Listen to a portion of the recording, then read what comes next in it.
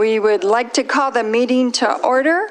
If you're able, please stand for the Pledge of Allegiance and a moment of silent prayer.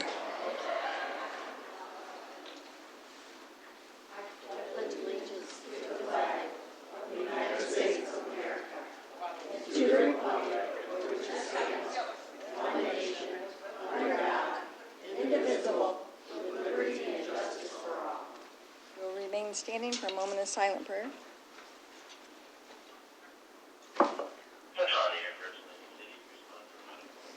Thank you. The first item on our agenda is for the Ypsilanti Township Fire Department promotion ceremony. Chief? Good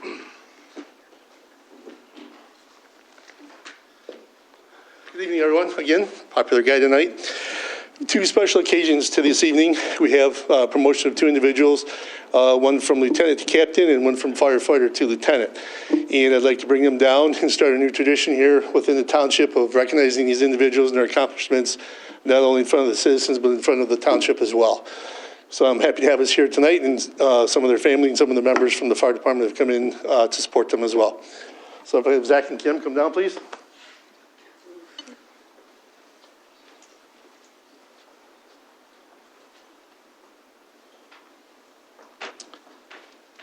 So I'm sure most of you know these individuals already, been long-time employees from the township, but one of them is actually special tonight. We have Kim, who is our one of the first female firefighters in the department and made her rank all the way up to senior captain. So she is with us this evening, and kind of a special day for her as well. So I just have a little oath here that we came up with. So if you swear, say your name, please. You say swear? No. Okay. I will lead my fire company to the best of my ability with fairness and with no prejudice. I will at all times respect the property and rights of all men and women and laws of my country and members I serve with, and recognize the badge of my office as a symbol of public faith, trust, and accept, so as long as I am true to the ethics of the fire service. I do. Here's your captain's badge. Thanks, Chief. Absolutely. Yay!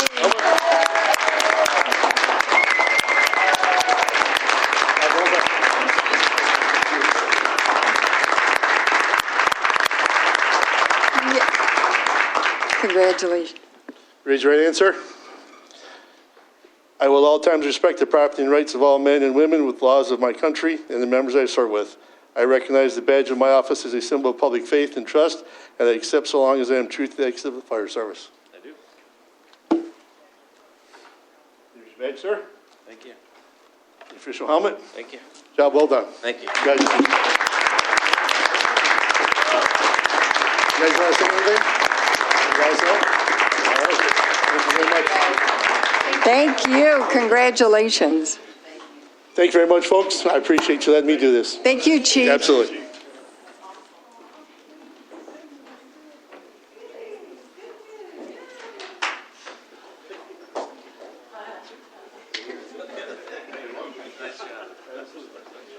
The next item on the agenda is the public hearing for the Ypsilanti Township Parks and Recreation Master Plan.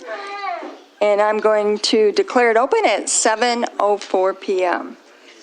Are there any public comments on the Parks and Recreation Master Plan?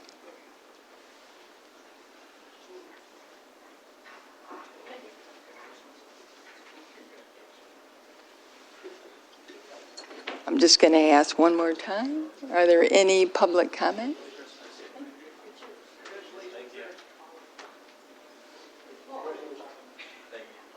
I know we have the presenter here. I don't know, from Beckett and Rader. Would you like to do a presentation before I close the public hearing?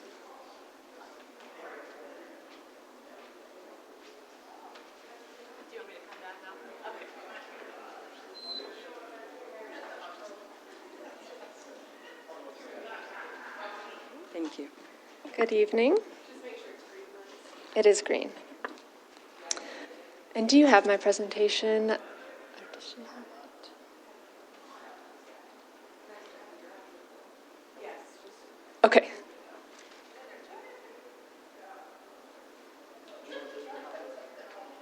I don't need one, but I had sent a few brief slides yesterday, but I can just do it from memory too, if that's.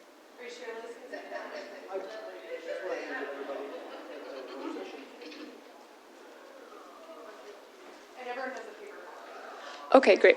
That would be excellent. The microphone is voice activated, so you have to get a little close to it so everyone can hear what you're saying. Okay. Okay. For those of you who don't know me, I'm Liz Gunden. I'm with Beckett and Rader, a planning firm out of Ann Arbor, and we've been leading this park and recreation plan, master plan for the township. I'm going to give a very brief presentation, sort of summarizing the process and summarizing what's required in the plan, and then I'm happy to answer any questions. I know in your study session, it sounds like you had a discussion already, so I'm happy to answer some of the questions that came up there. And if you're all following along on the printed copies that you have, I'm just going to go over some of the community engagement highlights, some of the plan requirements and highlights, and then next steps and questions. Community engagement highlights for the process. First, the whole process was guided by a steering committee. The steering committee included park staff, planning staff, some members of the Park Commission. Both Heather and John were on the steering committee, so it was a diverse group. So we got feedback on content throughout the whole process. So all the chapters went through steering committee review. All community engagement efforts also went through steering committee review. Then the rest of community engagement was three-pronged. There was a community survey, stakeholder interviews, and two community open houses. The community survey, you all had a great response rate. You had, 915 responses, which is really high, and often isn't that common for some of these plans, so that was wonderful. Stakeholder interviews, we held 3 sessions with 3 groups. And then the 2 community open houses, there was one at the community center that was indoors, and then one on a Saturday morning and afternoon at North Bay Park. And those were, open house formats with boards where people could come and interact on their own time. And there was information, and then we got feedback on those boards. On the next page, the Michigan Department of Natural Resources has pretty prescriptive requirements about what needs to go in the plan. There are 5 sections listed here and then an appendix. So I'll go give a brief overview of those 5 sections.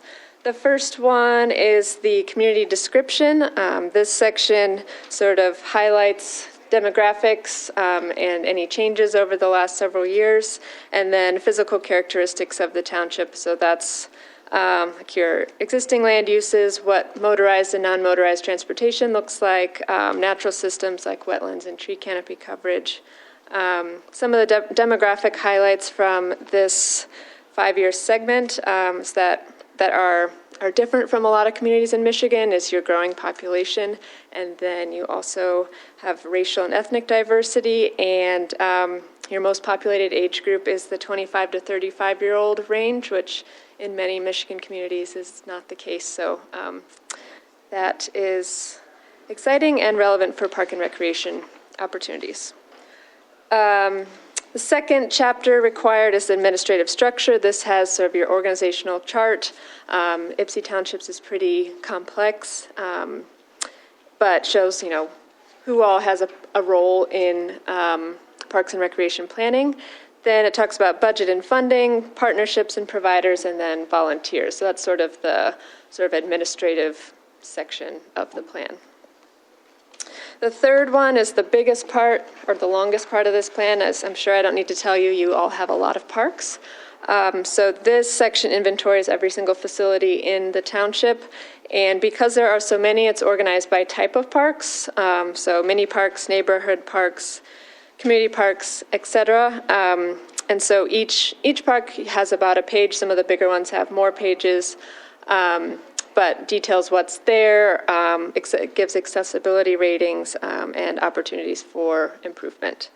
This chapter also talks about recreation access, programming opportunities, and what the township is doing now in terms of programming, and regional recreational facilities as well. The fourth required section is the planning process, so that's going as a summary, an analysis of all the community engagement that happened. So I already have talked about that, but that chapter summarizes and analyzes all of those items. And the fifth section is, we call it implementation. This sort of has two main sections. There's the first part with the vision statement and goals. In our stakeholder session, so we went through your previous vision statement and made edits to it, and then modified the 6 goals for the plan, just overall, vision for Parks and Recreation. And then the bulk of that chapter is the action plan. And again, like the recreation inventory section, it's organized by park or by type of park, because there are so many parks. So that's, again, organized by type of park. And then at the end of that are possible funding sources. Then the appendix is essentially all of the required documents from MDNR that need to be in the plan. So our next steps are to finalize those appendix items, and those examples of things that go in the appendix are like minutes from this meeting, the public hearing notice. There are specific forms from MDNR about grant history, those sorts of things. You'll notice in the plan that all of the tables and figures and maps, those are still labeled with an XX. I often get questions about this, but usually we don't number it until the plan has been finalized, just so that we don't have to renumber all those things multiple times. So finalized layout items means sort of doing that sort of thing. And then we need to submit to the Michigan Department of Natural Resources before February 1st. That is a very brief overview of a long process, but I'm happy to answer questions. And I wasn't here yet when you all were talking about it, so you might have to restate the questions. So, questions or comments from board members? We discussed in work session to have the public hearing and then actually vote on it at the township's next meeting, which is January 16th. Okay. If that's okay with you. Sure. It meets the deadline, correct? Yes, as long as it's submitted before February 1st, that's fine. And you've already done the 30-day review, so there's nothing in terms of that would be holding anything up. So if you're more comfortable doing it at that meeting, that's perfectly fine. It was talked about like emailing the potential changes or questions we have to you, and then you will take it back to the Park Commission as well? Is that correct? I believe Heather mentioned that the Parks Commission meeting would be before the January meeting. I think that would be an appropriate course of action because it is their plan as well. So yes, that would be a great process. If you send me any questions or comments, I can incorporate them, take it back to the Parks Commission, then they'll make another recommendation to you, and then you can have your final decision at the January meeting. I think the only thing I would ask for is to give me a little bit of time to incorporate those edits before the Parks Commission meeting so that they have a chance to look at it again, right, and before their meeting, so it's not, like sending it the day of. Okay. I do know there's some public comments that will be made from the board. So if trustees have questions or comments that we discussed at the work session, you could bring them up, some of them here. The difference between the previous plan is having like a ranking order of improvements. Trustee Swanson brought this up. And I guess, why are we not doing that? Is it better to be broad or to have specifics like we have in the past? They ranked them as far as priority. Sure. Ultimately, it's completely up to you. It's your plan. This was a topic of discussion at our steering committee meetings when we reviewed the implementation section of the plan. And we sort of went back and forth about it. It can really be either way. I think we decided to keep it, to not include the column of the tables with the priority number, just to keep it more broad, because legislation and funding opportunities change every year. And if without the priorities, it just gives you a little bit more flexibility. At the same time, if you want to put priorities in there, there's nothing wrong with that. So it's pretty much what your preferences are. How do you prioritize? I guess that would be the question. That was another thing that came up is, Okay. the steering committee may have, ideas about what should be prioritized, but that may not reflect everybody's opinion in the township, and you'll never make everybody in the township happy. So since it's not a requirement, it was the decision of the steering committee to leave it more broad. I guess, excuse me, Madam Chair. Yes. I guess my issue is the 925 people in the survey. If nobody else responds, then would those 925 people be taken for their opinions as to what needs to be done to prioritize any park projects? No, but in any community, you'll never have 100% response rate. So Right. it's a survey inherently is a representative sample. So And like Trustee Swanson mentioned, even though 900 is a good number, we're 55,000 population. So I just wouldn't want 900 or more representing, even though it does represent a sample, I just wouldn't want it to represent the total amount, because it's only 2% that control the other 100% of projects to be prioritized.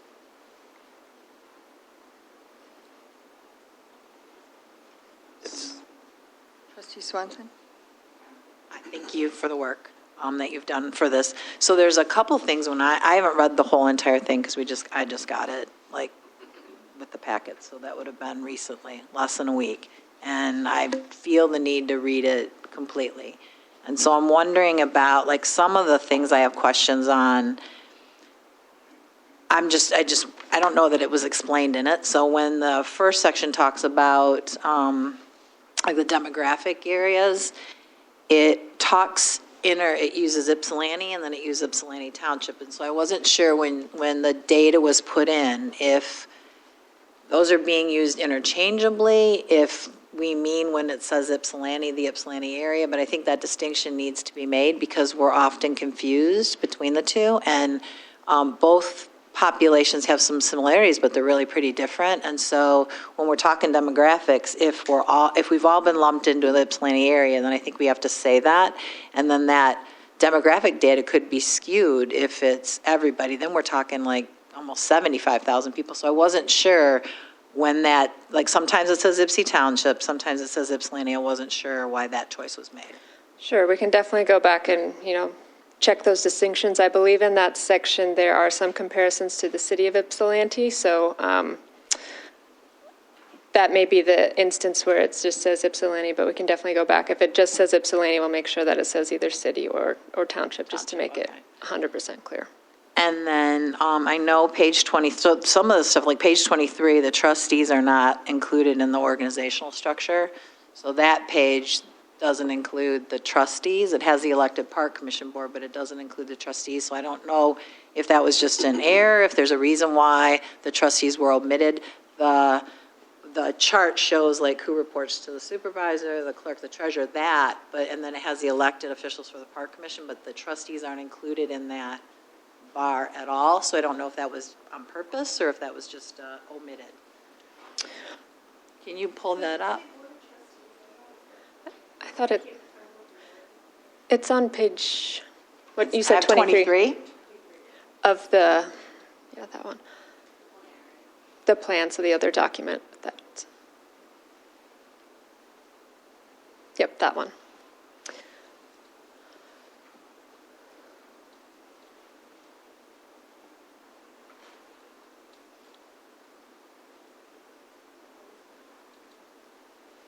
Right there. The Board of Trustees is listed as the second item at the very top.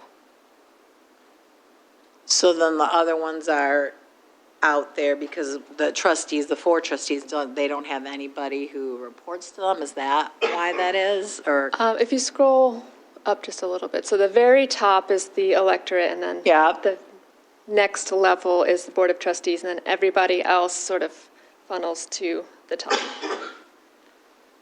And that makes sense, but then I'm wondering why, like, so the elected park commission is a separate entity, but they're along that path right there, and I guess so does the judge, so I didn't understand, like, that didn't make sense to me, like, where we fit in. I guess we're just at the top, but then there's nothing else there, but then I didn't understand why the park commission is along that other bar, because they really don't have anybody that reports to them either.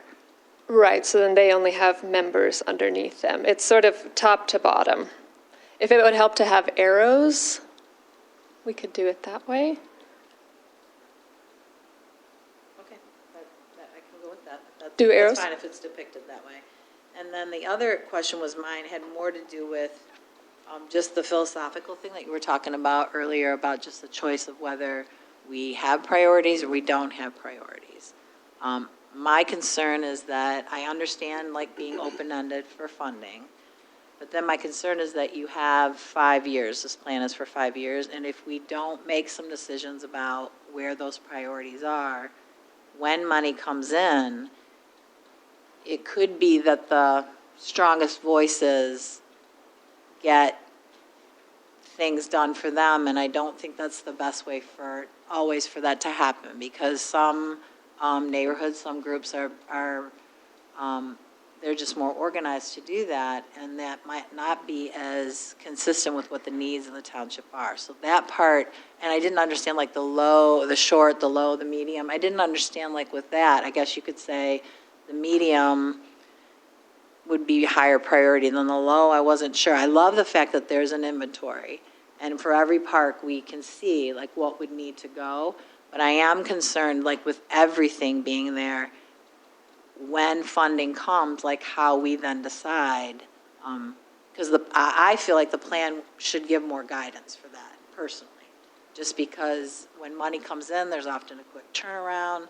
I think you want to be clear. I feel like residents have a right to know, like, in the next 5 years, these are some focus areas that we really want to focus on. Now, if a grant opportunity comes up and it's for water, then that's going to take certain things off the table. But I think without that, we could end up having a situation where we don't know, it's just going to be the strongest voice in the room. And that's not always the best way to make decisions.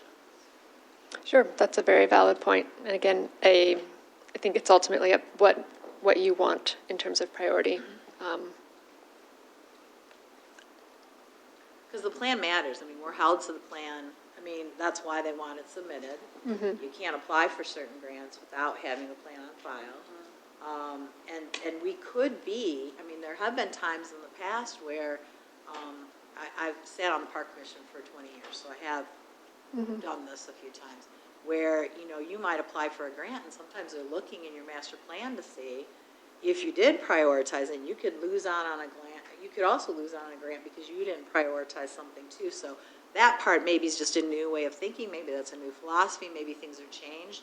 I'm used to there being really clear outline of, in the next 5 years, here's what we're going to try to do. And then if you get some of that work done, then it always opens up a room the next time. And I'm not saying it has to be so constrained for that, but I feel like this is almost so open-ended that we could have a hard time making some really good decisions about it. Because you've also got to have the interaction between the park commission and the interaction between the board. That extends it. Like at this point, we're looking, if we don't do this now, then we're under a crunch to make sure they can do it at their one meeting. And so that's concerning to me. And then again, I haven't read the whole other thing. I did kind of go to the back, and then I know that there was one part where it said about the recreation center. And I'm unclear about why that's in there, because that decision's already been made, so the county's already taken over that part. So for it to be in our plan didn't make sense, because it doesn't make sense that we're going to go out and explore locations in our township to have a rec center, because the county's already working on that, and that site's already been determined. And I'm a huge proponent for using resources we have, so, and I've not been bashful about that. I feel like our community, especially the community on the north side, has, over a long period of time, invested in resources that are underutilized.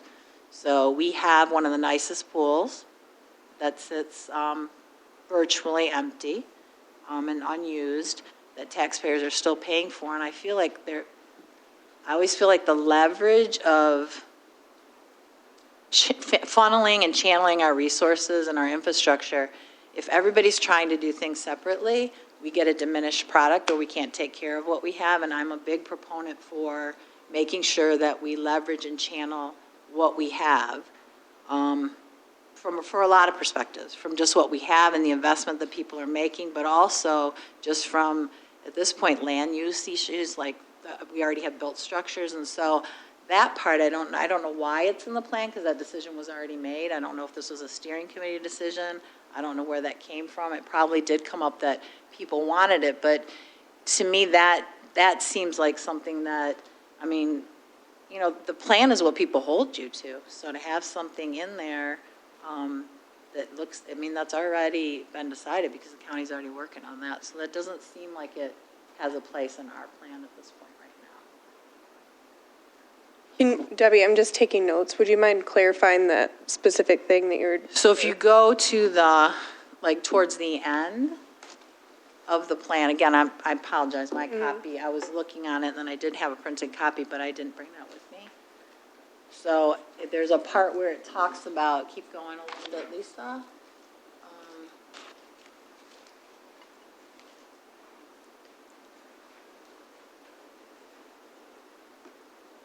It was towards the end where there were like highlights. Page 116. Oh, 116, in the that's right. plan. Thank you. Oh, Now that you say that, not in the packet. back. Thanks. Okay, I'm to that one. Lisa, it's 146 in the packet. You're already there. 16.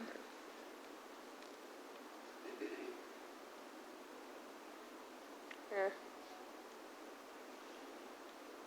And I think that's why I feel compelled to like read every last part, because this is the kind of thing, like if it's in a plan, people have they should be holding us to a plan. That's what plans are. So it was about having the recreational space, like the YMCA. It says that we would actually pursue or explore finding locations on township land for a second rec center and partner with a tenant, and then it had YMCA in parentheses. Yep, I see that. So this, like clarifying that second point. Well, that's in process, right? And just probably updating it and maybe stating that Washington County Parks and Recreation is planning, right? Because it's, But it isn't our, Sure. it's not our project, it's their project. So, I don't know how we do that, but that's not, like, at this point, that decision's already been made. yeah, that has been made. They have a site, which is on the border of. And it's in a Ypsilanti. different, yeah, but, yeah, well. the part Then it they're would gonna probably make sense demolish. to remove that.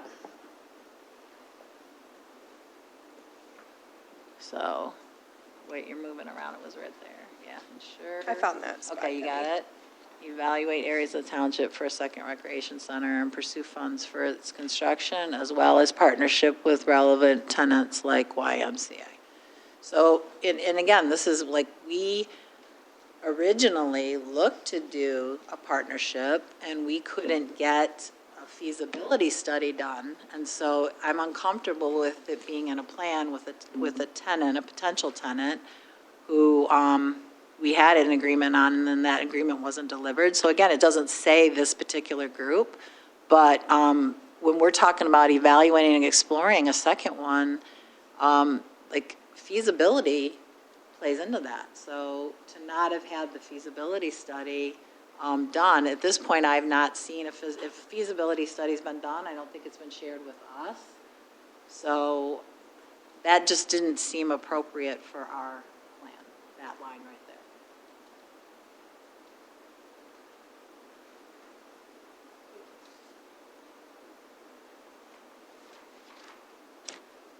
So I have lots of handwritten comments that I will give to John or Heather in order to incorporate.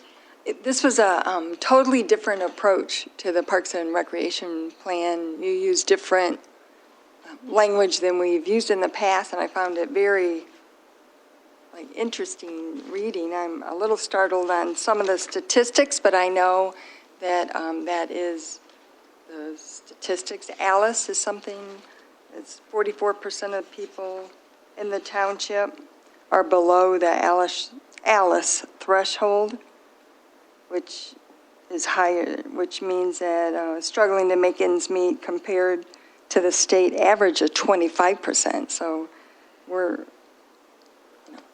20% higher than the state average of people who are in poverty.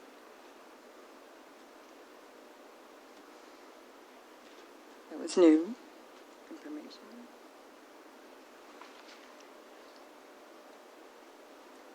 I think I'm just going to give it to you, the handwritten notes, and then you'll compile them, correct? And because everyone needs to see what some of mine are just questions, like adding ARPA into the parks page where it recommends. Sure. Just add it on that section that we're planning on this improvement in before 2026. Sure. So ARPA, you have a dedication page for ARPA, but you have to wait till you get to that, and I think it will look better. For me, a top priority in reading through this is also the accessibility, and you actually ranked each park for being accessible. I interpreted it different. It's people being able to get to the park, right? So bike paths and level services so everyone can have access to it. I thought it was actually ADA compliance for all of the parks. So for me, I think that's a good goal, but I don't know if that's a priority for parks, but I think it's a very good goal, and appreciate you pointing it out in the actual master plan. So that, again, it was a different ranking system, but I like the way you did that. We use the word mini park. I've never heard mini park before, but that's new. And I understand it's based on acreage, right? Yes. But they're actually neighborhood parks that were installed. Ypsilanti Township, many years ago, required development to have parks within them. So calling it a mini is just based on acreage, but it is actually still a neighborhood too, so. Right. The definition or type of park, it can be confusing, but No, I understood it, so that's just something new. I'm not saying it's bad, that's something new that we've done different, and having a different set of eyes. Overall, I think, there was an excellent job, and 900 does not sound like a lot, but statistically, that is a lot of participants in a survey, is what I've been told. So I think that's the highest amount we've had compared to other ones, but it's still a lot. One question I have, and I don't know, I want to make sure I ask it correctly. How were you able to determine the socioeconomic diversity of people who attended the parks?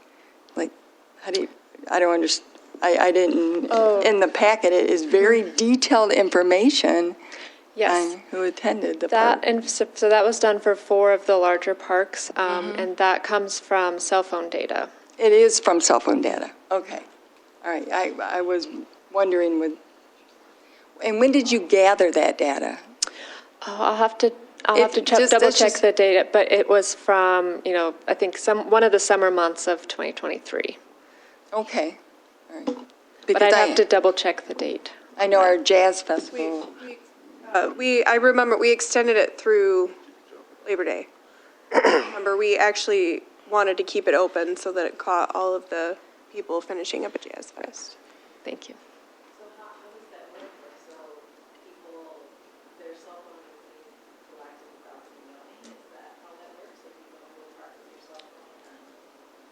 So if I could just give context to Liz, earlier we were talking about like using cell phone data to help, gather some things. That was different than the survey. The survey, people actually had to do the QR code. But I think is that what you were referring to, Debbie? So do people know the data's being collected, or, I guess I'm wondering how We, often have residents really concerned about. the cell phone data is all open sourced, and we use a sub-consultant to do those analyses. So it's nothing that people really decide on. It's just a kind of a setting that you have in your phones. Yeah, I'm just curious. Yep. Madam Chair? I'm sorry. I didn't mean to step on your toes there, Trustee Swanson. are you? I know, I can ask our sub-consultant for more details on how he gets that data, if Okay. that's helpful. all right, I do know a lot of companies use cell phone data to determine a lot of things, and I know that. Yes, Trustee Hunter? Just curious, how does a cell phone determine someone's race or ethnicity? How can that data be collected? I believe that is based on the location of the cell phone and where that cell phone is registered as their home, so then it kind of uses census data based on the location of the home cell phone, if that makes sense. But again, I can give you a more detailed synopsis. This is not my realm. Sure. So, Yeah, That was interesting. that's kind of interesting, yeah. It makes you wonder. Yeah, I would like more information as well as Trustee Hunter. sure. Yeah, because I can't believe or understand how, a phone is taken and, say my cell phone is taken and it determines my race or ethnicity or anything. And I don't get it. But and especially without me knowing anything, Yeah. Are there any other public comments? With the understanding that we're going to send to John and Heather the information from questions or comments in the actual plan and send it to you, and then you're going to take that information, take it back to the Park Commission prior to us voting on it in January 2024. Clerk, That's all right. Karen Lovejoy Rowe, resident, 8677 Merritt Road.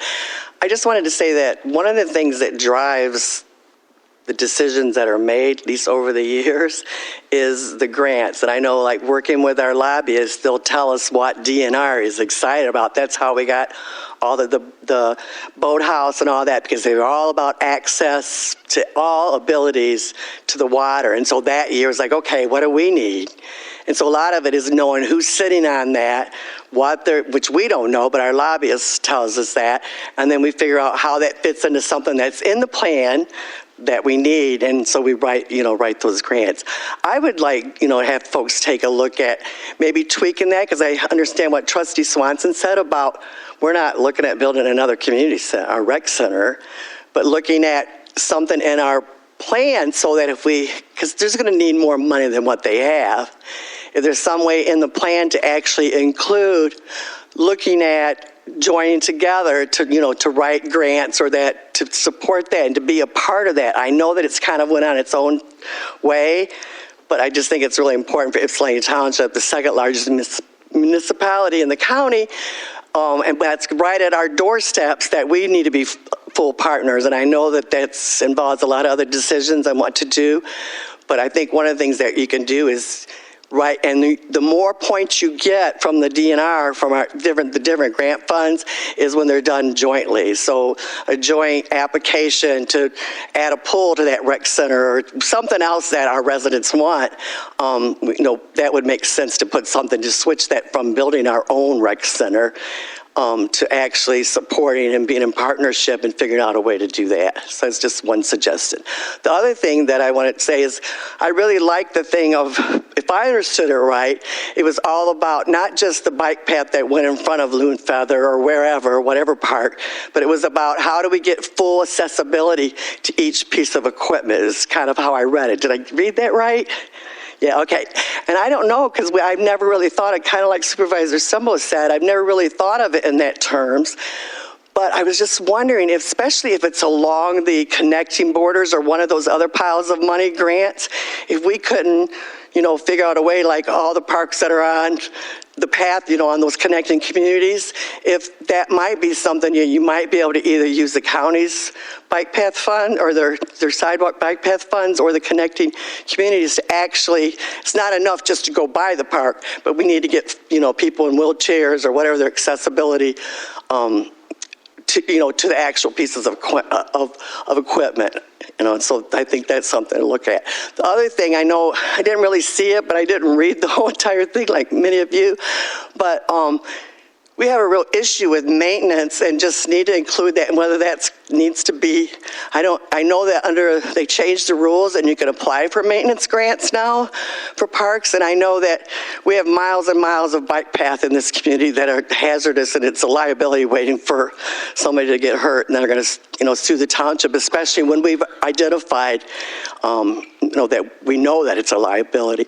So I don't know how strong that is in the actual plan, but I'd really, if it's not in there, to talk about how we need to not just new stuff, but upgrade the maintenance on the bicycle paths. Some of them are as old as the subdivisions. They're like coming on 30 years, unbelievable. But, when we ask the developers, well, that's not a problem, the developers, because they pay for them. But the extra ones that we did, like on Hitchingham Road and some of the places that need to be, maintenance needs to be done. And then I had one more thing. Oh, and I think another priority would be, which you identified it, but maybe for the board itself, is, to me, is the whole, and whether you could write a grant that would cover, you have some really old equipment still. We've done a great job together of replacing a lot, but you still have a lot of those old, crazy, real high metal slides and some of that equipment that really needs to be replaced. To look at that as a, safety maintenance kind of issue, and maybe that would be the priority, those things that are rated by whoever the specialists are that are not as safe as some of the newer equipment. Thanks. Thank you.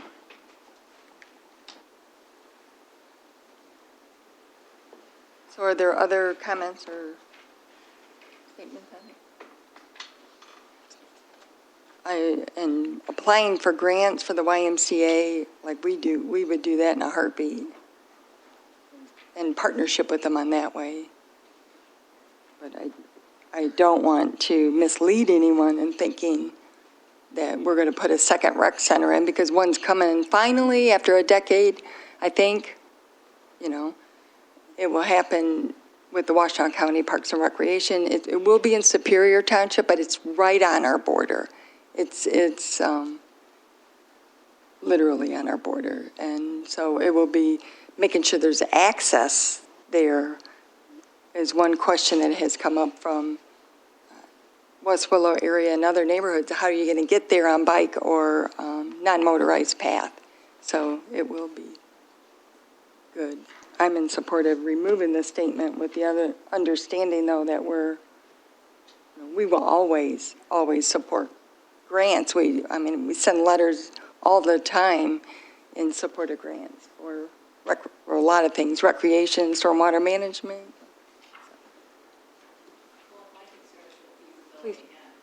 Not seen a feasibility study. We did not do a feasibility study ourselves. We know that our residents are in certain parts of the township, the taxes are very high. There's an undue burden on them because of other decisions that were made. So my concern is supporting, yes, but having a statement in here without knowing how it's going to be funded, I think is concerning given the location of where it's going to be. That's in our highest taxed area in the former Willow Run School District.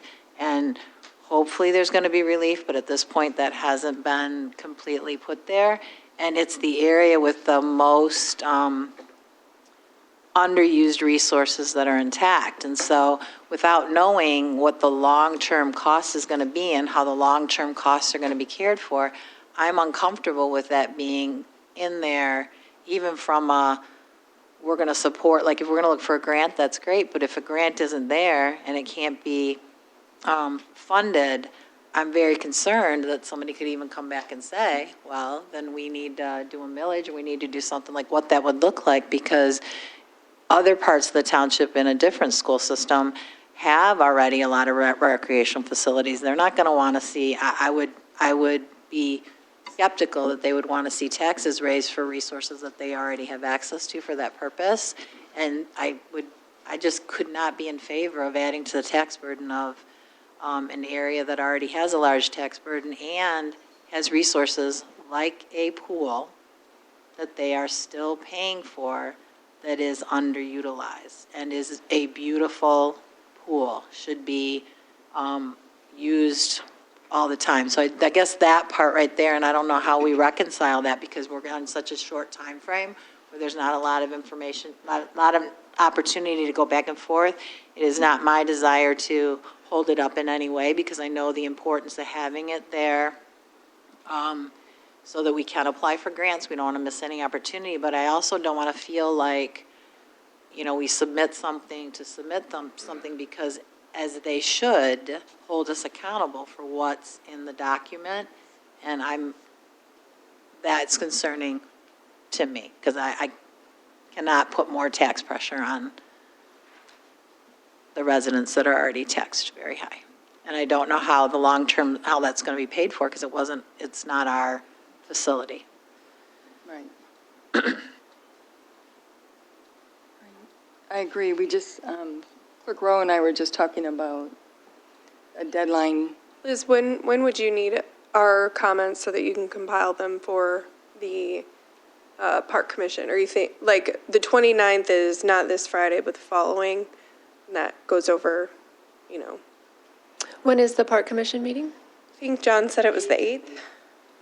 Okay, so if I have them by the 2nd or 3rd, that should be plenty of time. Okay.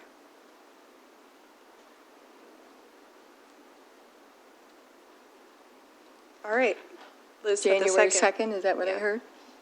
So Thank you. I would like to close the public hearing at 7:49 p.m. And I again want to say what a great job Beckett and Rader has done and the committee and including a lot more people in the survey, and I appreciate it. At this time, we have public comments. If each person would give their name and address, and you have 3 minutes, and you can also speak on every agenda item as well. Public comment? Hello, I'm Jane Wolf, Ypsi Township resident, and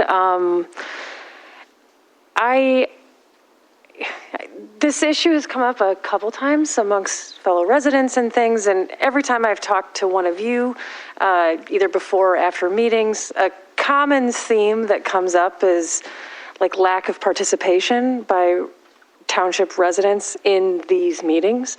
And I really think that for that reason and for accessibility, we really need to get on a live stream of these meetings.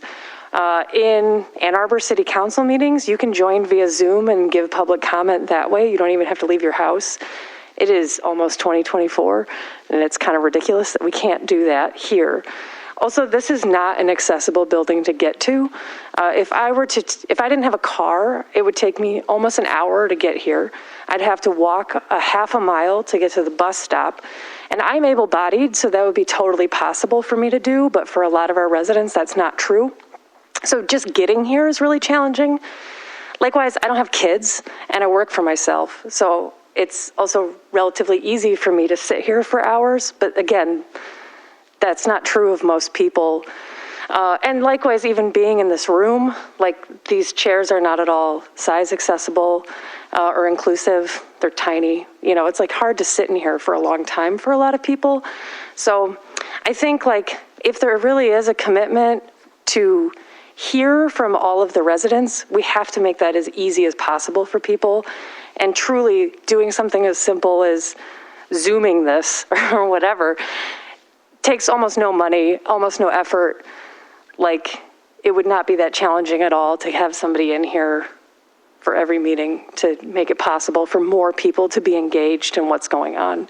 When I look around today, I'm like, what are there, 4 of us here, maybe 5 of us here? I don't know who all is here to give public comment or who's here to like speak on other issues, but there's a big room that's really empty. So I really think we need to prioritize trying to make these meetings as accessible as possible to get as much community engagement as possible. So, thank you. Thank you. I'm so short. Hi, I'm Erica Tebbins. I live down in the Green Farm subdivision. And like Jane, I also wanted to talk about the same thing, especially with talk of the meeting time shifting and maybe public comment moving later. I also work for myself and I get to set my own schedule. I'm very lucky. My son is also 19, but many, many years ago when I was not self-employed and my husband was deployed with the Navy and I had a little toddler, there's just no way I would have been able to come to a meeting like this and keep him up super late and not have him throwing a tantrum just so that I could make public comment. I'm somebody who likes to be really involved in my community. I know I'm not alone in that, but you know, it's really hard. Childcare is really expensive, especially if you don't have family support around. A lot of people have job conflicts and life conflicts and all sorts of stuff. I think, you know, to your point, Supervisor, about the parks being accessible, that's heartening to hear. And I think that it reflects that there is space to make more accessibility elsewhere, including the meetings. I think it strengthens our community. The more community members can be involved. And I think they would love to if they had the opportunity. 4 years ago, almost exactly, we moved from a community that was probably a fifth the size of this one. And even there, even pre-COVID, from the urging of members of the community, they started streaming and they just do it via YouTube. Now, granted, like people can't, on YouTube, they can't do public comment, but still, like they have it, it's set up, you can watch from anywhere. So yeah, so I would hope that in 2024, that live streaming becomes a thing for these meetings. Thank you. Thank you. Are there other public comments?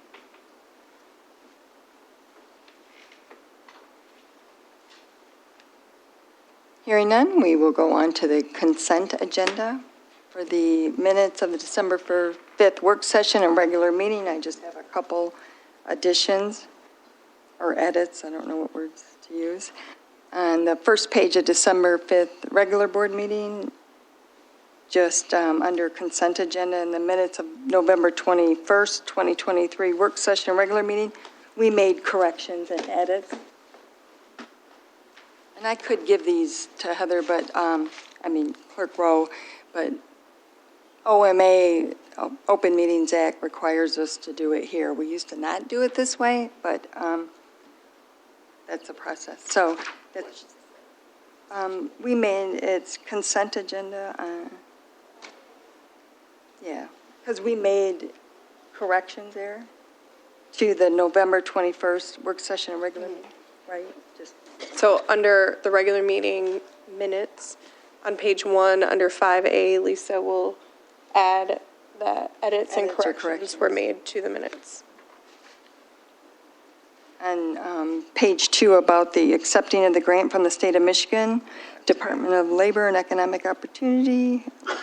It was $5 million grant, and I know we talked about it being, and I can't remember if it was here or in the regular meeting, but contingent upon the attorney approval, because there was a flow chart that the grantee name was Mark Nelson, but we authorized changing that to Stan Eldridge.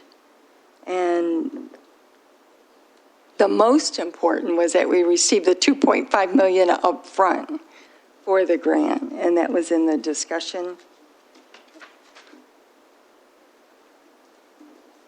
On page 3, regarding OHM, we were not going to exceed 69,000, and that Matt Parks, our engineer, said that Clerk Rowe was setting up a meeting with AAATA about the location of the shelter, and I don't know if you want that in there, but I know it was important to him, and what's important to me is that AAATA is going to pay for this shelter.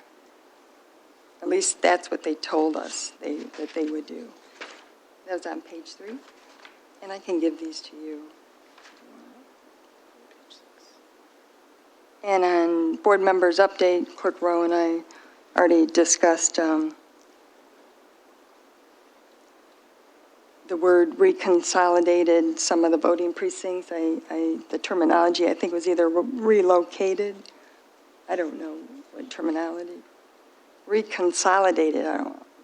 To just review that word. Whatever word you want to use, it's a technical word. I don't know if you created new precincts, you merged precincts. Change boundaries, that's what you said. Change. That's the word you said, but reconsolidate, that term. Change that, and that was it. Was that? Yep, that was it. Thank you.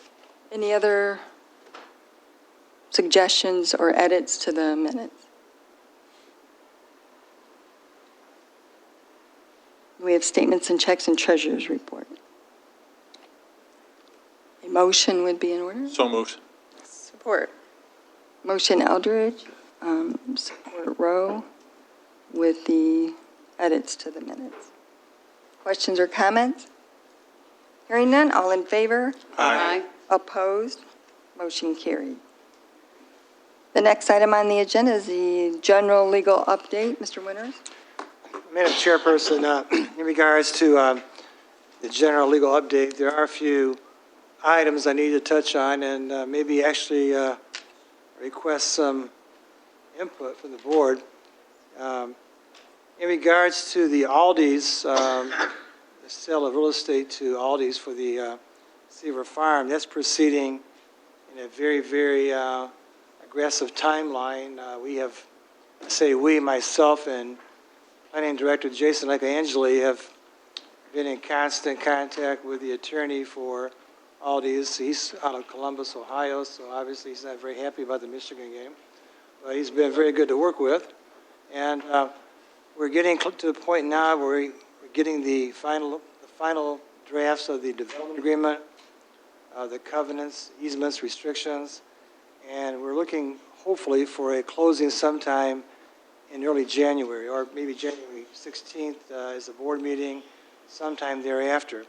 But things are actually going very well in terms of finalizing that transaction, and they have made it quite clear to their team that this is a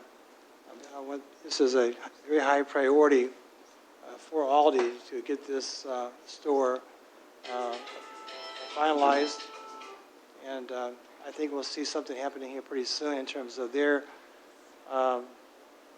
schedule. Once the real estate transaction has been completed, I think they're planning on breaking ground as soon as the frost laws come off, and their intent is to have the store up within, I believe, by late spring, early summer.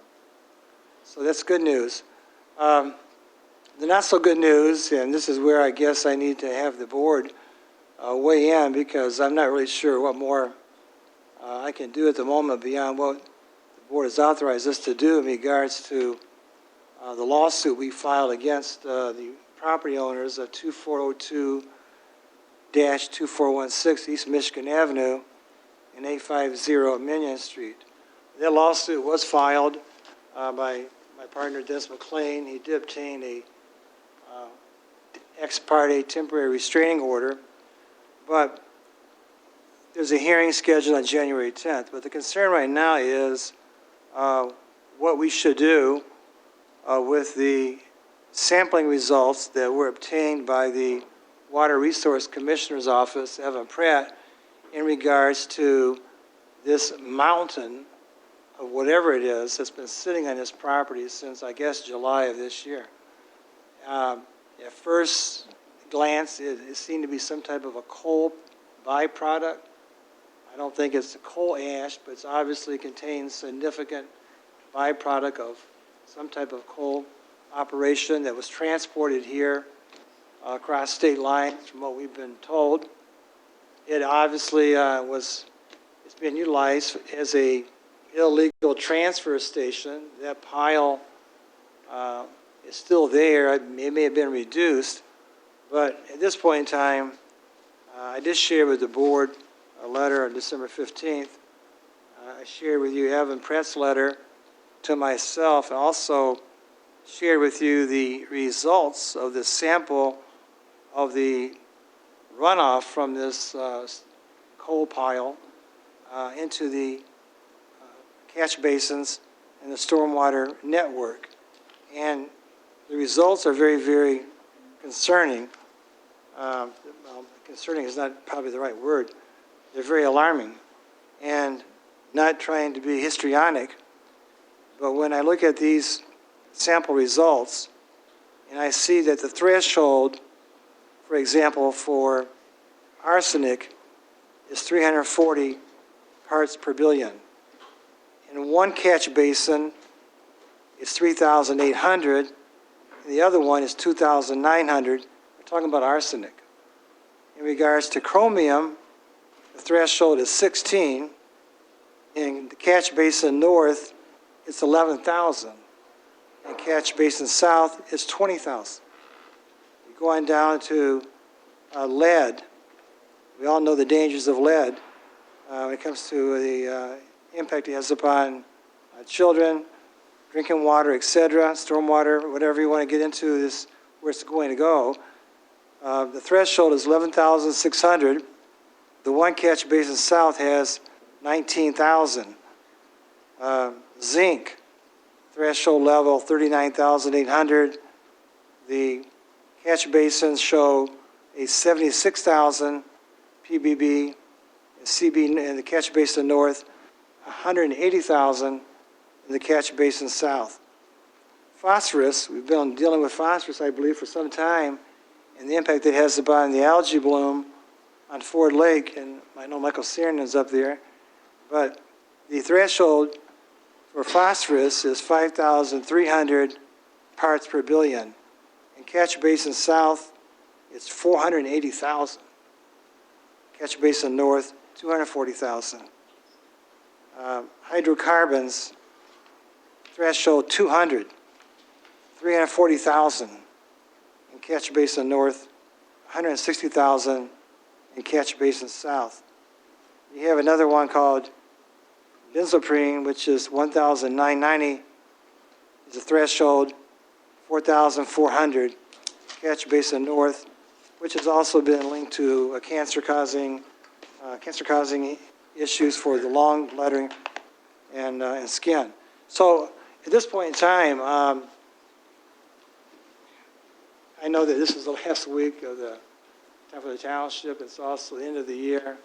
I have sent all this on to Eagle, as well as requested Evan to try and schedule an urgent meeting to develop an action plan. We have a court hearing on January the 10th, but we filed this legal action at the time without even having the benefit of these sample results because it took so long for the lab to really analyze this thoroughly. So at this point in time, I think we need to involve the Attorney General's office, U.S. EPA. I think right now that the samples on that, the remaining mountains of coal product, whatever it is, it needs to be sampled on site. We have no idea what dangers this could pose to those who actually work on site. We have no idea as to how much more has gotten into the stormwater system during the time period it's been on their property. We do know the rain, we do know the wind, we do know it's blowing. There's no covering, there's no protective measures. The pictures that I sent you clearly show how this is draining from their property into the catch basins on Wired Road that are owned, we believe, by the Road Commission, according to Evan Pratt. So at this point in time, I know that there's been an awful lot of environmentalists over the years that the township has always had a strong track record of being at the forefront of making sure that the environment was high priority for this township. And at this point in time, given all the other issues that are going on, I can't think of a situation from an environmental standpoint that raises more red flags than these test results that have been shared with us by Evan Pratt's office and performed by an independent lab that looks for all these type of contaminations. And the levels themselves are just staggering. Again, I'm not a scientist. I don't know how to interpret everything, but when you say that a threshold level for whether it's phosphorus is 5,300, and you have one at 480,000, and the second one at 240,000 different catch basins on the same road, that can't possibly be good for this township's environment to have these levels of contamination. Again, I'm not sure exactly how this happened. I'm not sure when Eagle was out here why they did not take their own samples. I think Treasurer Eldridge and I had a conversation about that at the time as to why they didn't do their own samples. Nobody really knew what was in that material. And had it not been for the township continuing to to press Evan Pratt to do a sample on this material in the catch basins and the storm drains, we still would not know exactly if this is the full extent of the contamination. So at this point, I know that we're being redundant by going into the end of this holiday, beginning of the holiday season, and end of this work week. But I do think we need to make some phone calls and to have the people in Lansing and possibly Congresswoman Dingell's office to be aware of what is taking place out there, because this certainly, in my opinion, rises to that level. When you talk about copper, lead, chromium, arsenic, zinc, phosphorus, hydrocarbons, benzoprine, all of which have been linked to illnesses, cancers, etc. This is a high priority. So the hearing will come up on January 10th to address this issue, but I think at this point in time it goes far beyond what we even knew at the time when we came to the board and asked for authorization to proceed. But it's not the best news to receive, but it's the truth, and I'm very grateful to Evan Pratt for bringing this to our attention, because but for his diligence and taking the samples, we would not be aware as to the extent of the contamination. So your thoughts on that, whenever you feel that, or any direction you want to take, I just think it's important enough to at least talk about this even this evening, since our next meeting is not until January 16th. It's almost a month away. And So, then on a different note, Mr. Winters, can I just? sorry. So we have East Michigan Avenue and Minion authorized court action already, and we have what you called a temporary ex parte. There's a temporary restraining order that Judge Cunkey has issued that's supposed to prohibit them from violating the township's zoning ordinances. From what I can tell, on Minion, they continue to violate that order.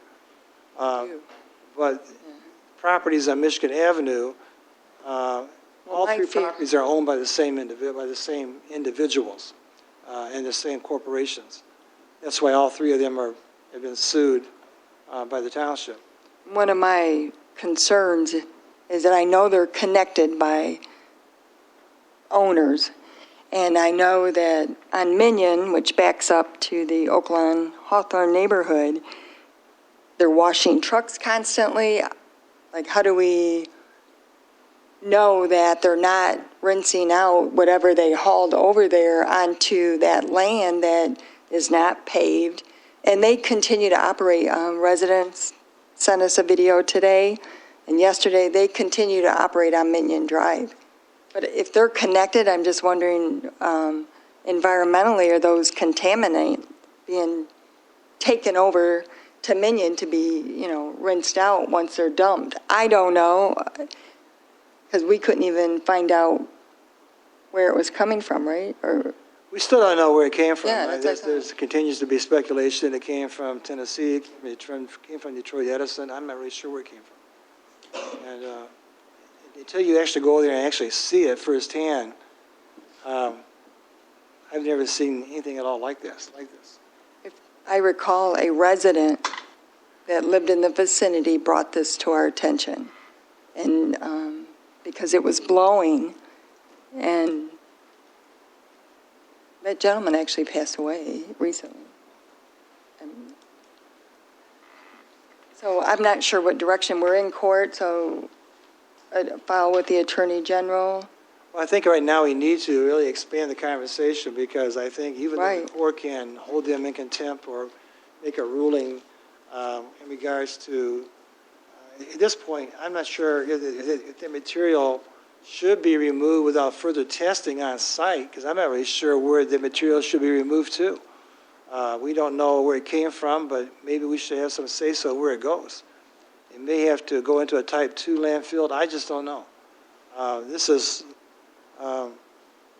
spent a good evening last week talking to Evan. He was very, very sick when he was trying to put all this together for us. And he knew the urgency of trying to get the information out. That's why he sent it over Thursday night. And you got it on Friday. But in terms of digesting where to go, I think we need to expand the conversation because there's a legal issue, there's also an environmental contamination and cleanup issue at this point in time. Which is still legal, right? It may involve the EPA, it may involve the EGLE, it may involve any number of outside federal and state agencies. I just don't know exactly how you deal with these levels of contamination without expanding the parties that have jurisdiction and oversight. Right.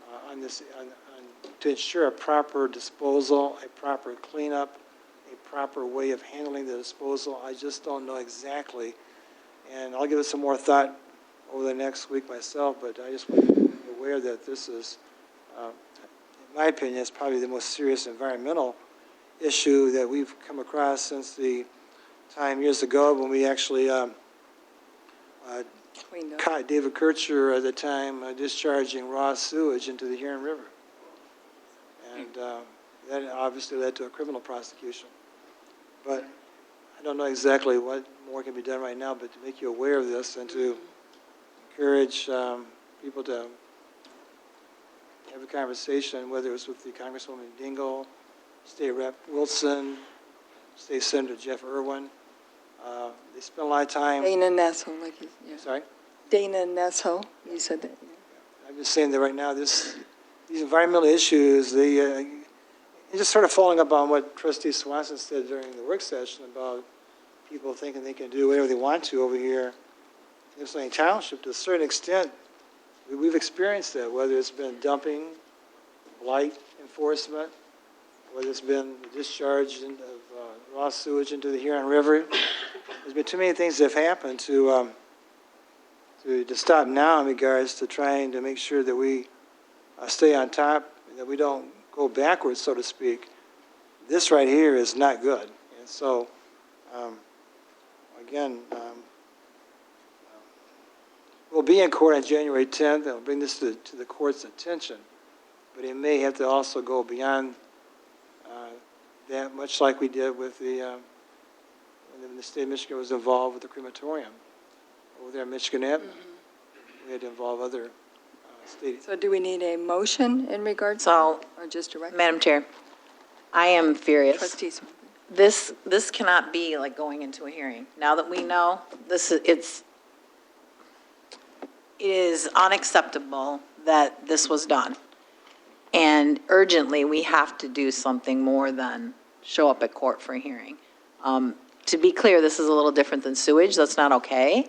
But someone took material from another site and brought it into our community, and now we've inherited a mess. It's not okay. We got to do something urgent that gets attention. I didn't even think they moved that fast on the crematorium stuff. But again, like, we have all these governmental agencies that are supposed to protect people, and they're not protecting us, because if they were protecting us, it wouldn't have gotten from wherever it came from to us. So I am furious, and I'm in favor of doing whatever we have to do to send the message now that this can't happen right now. It's got to be cleaned up. We got to figure out what it is. It's hard for me to believe that this isn't criminal behavior. There's not criminal liability here. But we have to, I know the holidays are coming, but toxicity doesn't take a holiday. It's sitting there, and it's a danger to our community. The fact that it is in different amounts in different places, that sends a warning sign, because we don't know how's it getting more concentrated. And if those numbers are from runoff and movement, they're surely higher when it's sitting in a big, huge pile. So I don't know what we have to do, but I'm in favor of doing something urgently, because it's just, we've inherited a mess. We don't know all the other communities. Like, we don't know who else has been harmed by this. Like, somebody's got to get in and figure out what's going on here. And then we don't want to ensure that now that we know there's a mess, our mess shouldn't become some other community's mess. I didn't even think, Supervisor stumbled about the fact that they're washing trucks, so it could already be other places. People are taking pictures from their backyards of these trucks where they're doing this. We don't know, but now we know that there's a substance that's not okay. So I don't know how we move quicker. Sometimes we sit at our meeting and we say, okay, well, we're going to do this or that, and then Attorney Winters has to ask for 3, 4, 5 different times for, like, things to be, where is this? Like, whatever we decide tonight, we got to act on, and we got to act on now if that's what we decide. It is not okay for this to be in our community in the first place, but now that it's sitting there, every day that somebody doesn't take action is a day that it's going someplace that we can't determine. And it's close. Like, it is within, I don't think the homes I don't think they're in the township. There are homes, like, very close to this particular area. I wonder about our water source, right? If it gets into the groundwater, if it's blowing over and it's getting in the air towards Yucca, you don't know. But this is not good news. So what is it that we can do, like, right now that says aggressively, to whoever that we can't stand down on this because there's a holiday coming. Like, this is all sitting out there. It's been sitting out there, and it wasn't something that was ever supposed to be in this community. Is there a way the material can be moved to a landfill? Well, I think it can be transported wherever the court deems appropriate for it to be transported, but at this point in time, I don't think we have the full. In fact, I haven't recommended that there be actually additional sample taken on that private property, a so-called private property, because what he sampled was coming directly as a runoff into the catch basins, the stormwater structures that, I'll just read to you for a second for the record. It just says, pursuant to the township's request, our field staff has also verified evidence that the flow of water from the stockpile on this property has created a black staining leading from the stockpile and terminating at the road drainage structures at the entrance drive to the property. The staining surrounds the immediate area of the drainage structures and did not appear to have another source other than the properties in question. In other words, there was no other staining on the roadway leading to the drainage structure from any direction, but there was staining from the site driveway of the property in question to the drainage structures. Evan's what he's doing is making it quite clear there's no other source out there that could account for this type of sample that he took from those catch basins on Wired Road. I've been out there, and you can see very clearly in the photographs where this is coming from. And you can see very clearly that sometimes you are somewhat stumped for the right words to say, because who does this? I mean, really, who does this? And at this point in time, I did contact Eagle at the very beginning, and I think they did come out. I don't think any samples were obtained by them at the time, but this cannot just be resolved by the circuit court, in my opinion. I think it was going to require a lot more attention than just the violation of the township zoning ordinance. That's very important. That's why we went to court, to stop them from continuing to try and stockpile this material. At this point in time, I'm not really sure the trucking should be allowed either until we know exactly what it is and where it's going.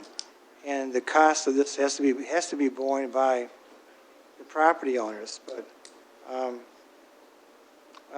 I don't want to be redundant anymore, but this is very alarming. Yes, ma'am. Yeah, Jane Wolf again. I live very close to this site, and hearing this is really upsetting. And in addition to like getting a move on, because it's been there, how long has it been there? Do we know? Well, I think it may have been reported to someone in the township back in July. And when I went over there, it's probably a few months later when I found out about it.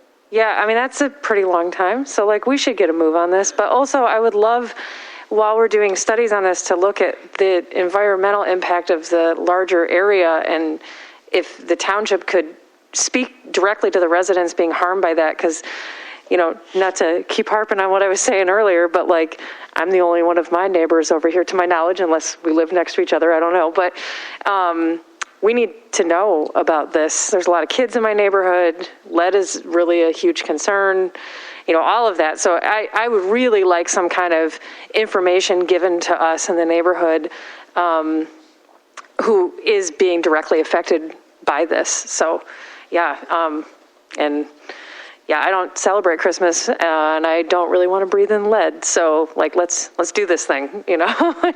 So, thank you. Karen Lovejoy Rowe, from the things that Attorney Winters read off, that's clearly industrial waste. I mean, those are all those solvents that are cancer-causing agents that you read off, cadmium, the lead, and all those kinds of things. And you know why they did it, because it costs a lot to send it to the level 2 Tosca landfill. So somebody's probably getting paid to do that. So anyways, I'm with everybody else here. I don't know what it would take. That's your specialty, Attorney Winters, but couldn't we, now that you have that report, couldn't us together with Wayne, the Water Resources, file an emergency junk thing tomorrow and say we want it removed, and then have it tested? Because then, and notify, because it is criminal. Trustee Swanson's right. What they've done with those materials running off, they've actually, you know, they circumvented all of our environmental, whether federal or state laws. But I would think maybe if there's some way to file an emergency thing through the courts, I don't know. You're the attorney, so that's what I would suggest. I want it off there too. I'm sure everybody does. Well, we have a restraining order right now, but at the time when we filed this, we were still waiting on the testing results. I think Evan sent those. He did the sample collection back in November, and it just takes a while for the labs to actually perform. These tests are really complicated. I know someone like Mr. Blackburn here from Yucca can appreciate the testing that's involved in probably this, or maybe the numbers, or maybe Michael Cernan understands some of this too. But I think right now that we're in court, and I think right now we may have to elevate it to a level where we can have other parties intervene. But whether it's Attorney General's office, they can also intervene. And maybe even if the USCPA needs to be involved. I mean, there's more than, again, our courts have been great here in Washtenaw County to have been protecting the township's quality of life and nuisance abatement. This one, I think, may actually have to be moved up to a higher level of attention by other agencies because they have the resources and the expertise that we rely upon them to provide. And I think Evan's done a tremendous job just by giving us the information that he's already obtained. But I think we need to. I think Evan has, but I also think the road commission, it's a road commission drains, and, I mean, they need to help. I don't know if you file a complaint with the Attorney General's office and the US EPA. I'm very concerned also about Minion Street that backs up to Hawthorne. I believe they're washing their trucks there because that was one of the complaints from the residents, and they have not stopped. So the order means nothing because they have not stopped doing their business there. It will mean something come January 10th when they're all in court. No, I'm glad we got it, but no one's, That's who why. enforces it, you know? The judge will enforce the order. I just, right now, I think right now, after we filed the emergency petition and got the ex parte restraining order, there was, we now got the results this past Thursday night. And you got. No, but they're still operating on Minion, and I'm guessing they're still operating on Michigan Avenue. They should have, there's all kinds of laws that permits for hauling, dumping, they need state permits. I don't know, federal, it sounds like they might need some, If they came across interstate lines, which I think they did. So Yeah, some- plan of action, who, so we need Debbie Dingle to know, we need Jimmy, Representative Wilson, and Senator Irwin to know. How do we, I don't have access to the Attorney General, how are we gonna do this? Are we gonna, tomorrow, we gonna make calls, how are we gonna do this? Because I don't wanna wait a minute longer to get the attention of. I did share if you saw the letter, I did carbon copy Deborah Snell from Eagle on my letters and share with her the restraining order as well as the results in Evan's letters. So I think probably the quickest way is to make contact with Eagle. And that might require the board also weighing on that.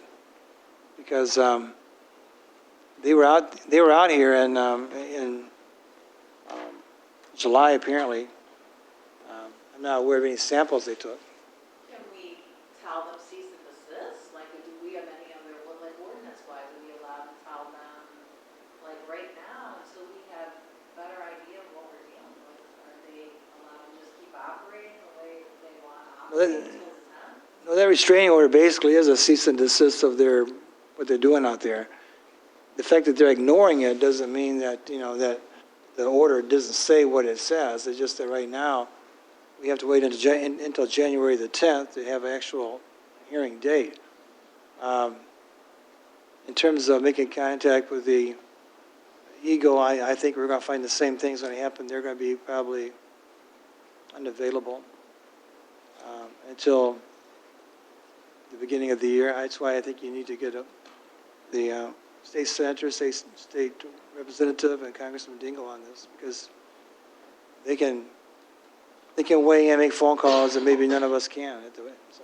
Can we generate a letter from the board to all of these people and Eagle at the same time, showing the importance of it, or?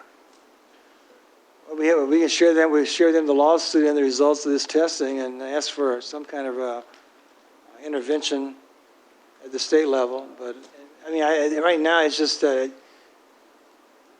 data is so fresh in our minds. We just got it Thursday night, and so I just kind of felt compelled to at least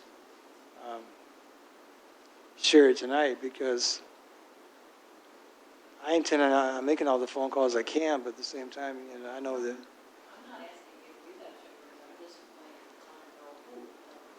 How are we going to do this? Because, I mean, I can appreciate that they want to be great, but, you know, we have, like Sam here, and if something happens to our dam on December 25th, we don't say, well, or somebody reports. Am I right about that, Mike? So they have to have some kind of emergency action kind of thing, and I'm sure it's not urgent for anybody except us, because it's sitting in our community. Again, it's just, I don't know why people think that it's okay to do that, and how we can, because like now we know, so if we're waiting until January something, I want our action to be tomorrow, tonight, like whatever, then if they weigh on it, it's not okay, but their decision to wait rather than ours because of calendar days that are inconvenient for some people. I 100% agree with you. I'm so angry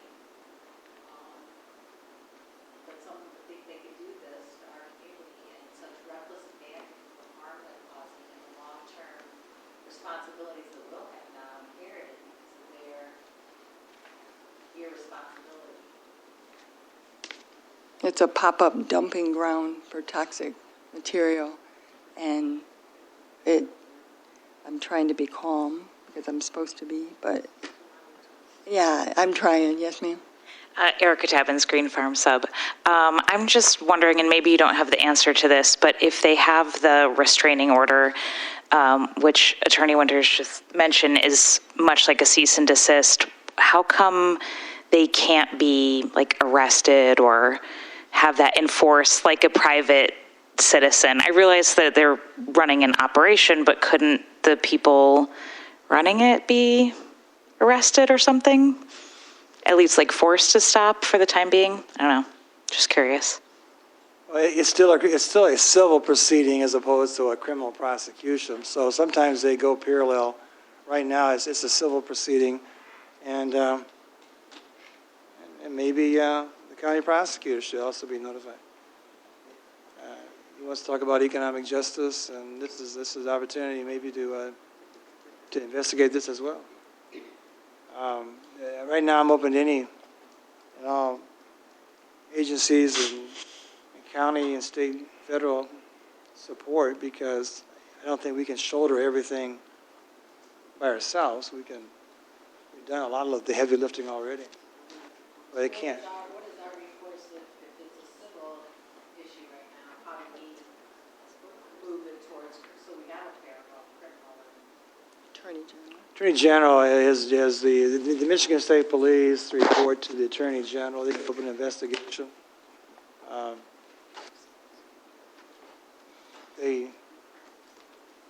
I won't say this, but the Michigan State Police have responded on issues a lot less important than this. But I won't go there. But anyways, I think we need to also get hold of. I'm happy to send notifications out to as many people as possible, you know, but I'm not sure if I can get them to do anything, but I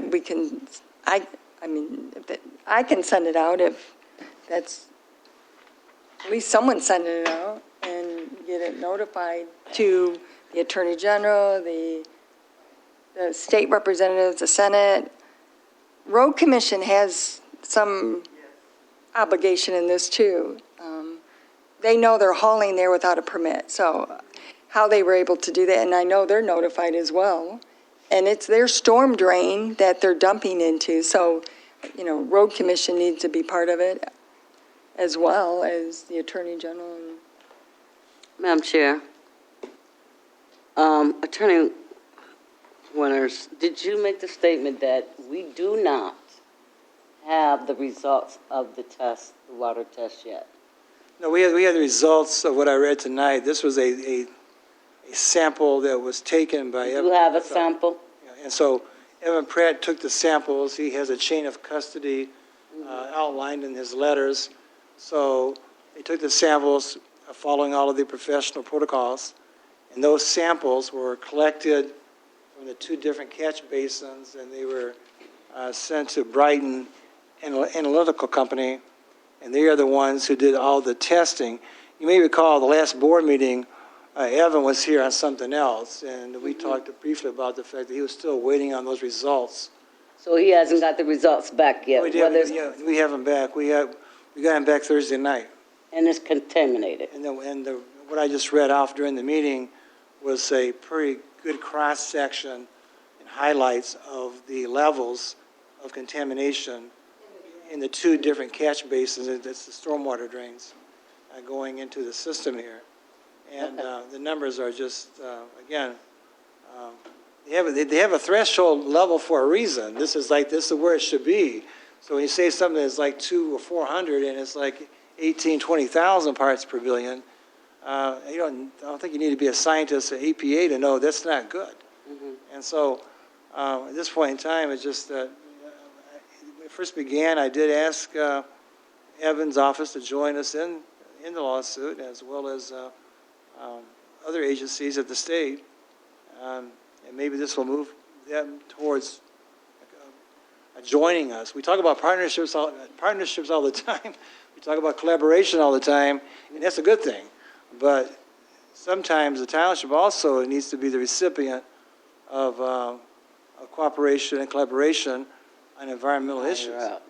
And so that's all that I'm trying to emphasize right now, is that we need... I'm sure our county board of Make sure commissioners would join this. it was a high quantity.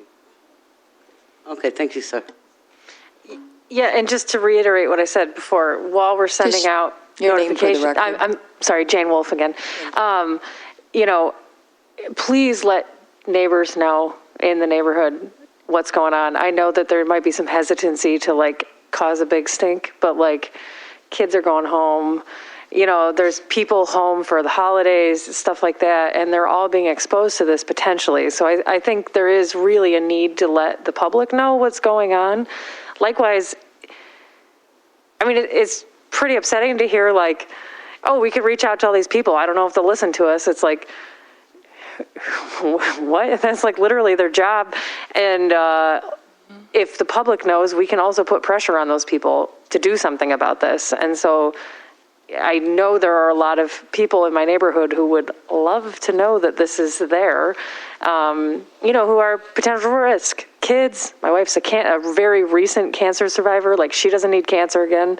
This is really upsetting. So, yeah, please, please, please just let people know and find out how close are people at risk and do something about that, because we deserve to know what's going on. So.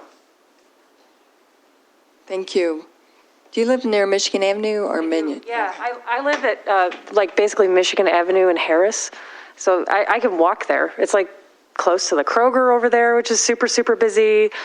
There's a lot of establishments over there that people utilize all the time. I'm technically closer to this building to that site than this building, and yeah, I got a ton of neighbors, so. Oh, right. Yeah. Yeah, absolutely. Yeah.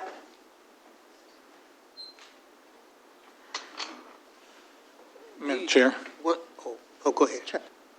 Treasurer Elder.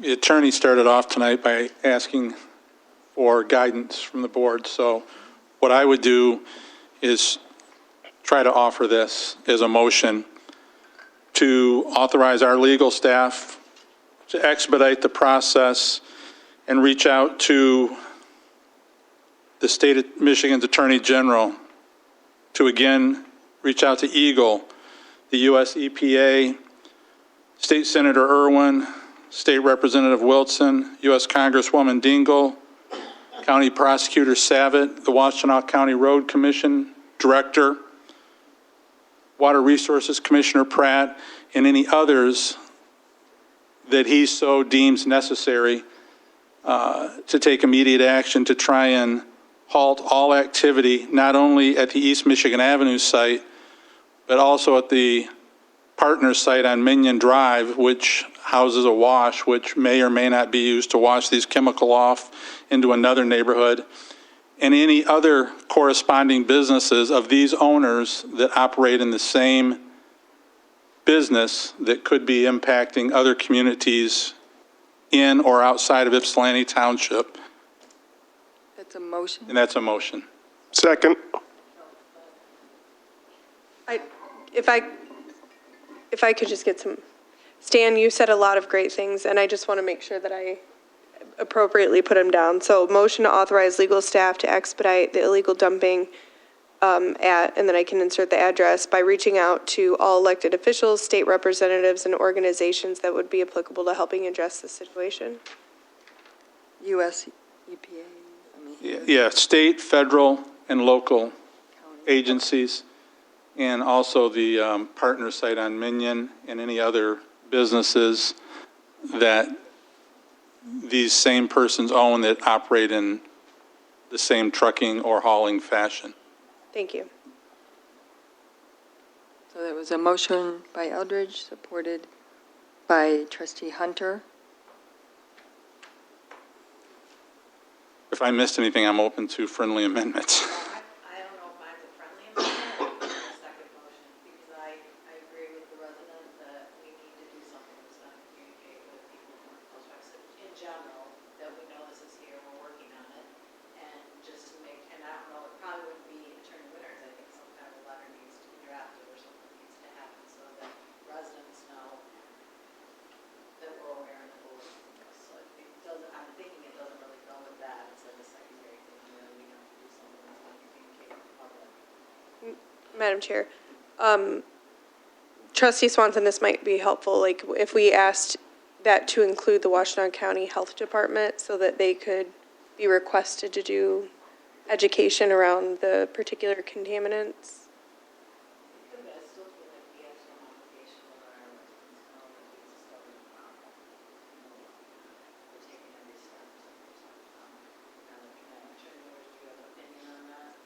Well, I think that, obviously, that, as the one resident indicated earlier, that there's a lot of businesses over there, and there are residents over there. I just don't know the extent of the contamination. And I think they should be surprised that there is an illegal transfer station operating that we have in court trying to stop and properly dispose of the material that was illegally brought onto the site. And that will keep them updated in regards to that progress of what any impact it may have. That's the truth. That's the truth. That's the truth. And but right Perhaps now, we should let the media know as well, and they can get it out in the public, which would Madam Chair? happen immediately. Yeah, I don't know if this, I don't want to make a friendly amendment to a motion I seconded, but I just wanted to be sure that we include Anna Nessel's office? Okay. I would encourage people, if you haven't seen this, to drive by there. I don't know exactly when the last time you may have seen what I'm describing, but it's not hard to miss when you drive by there. It's,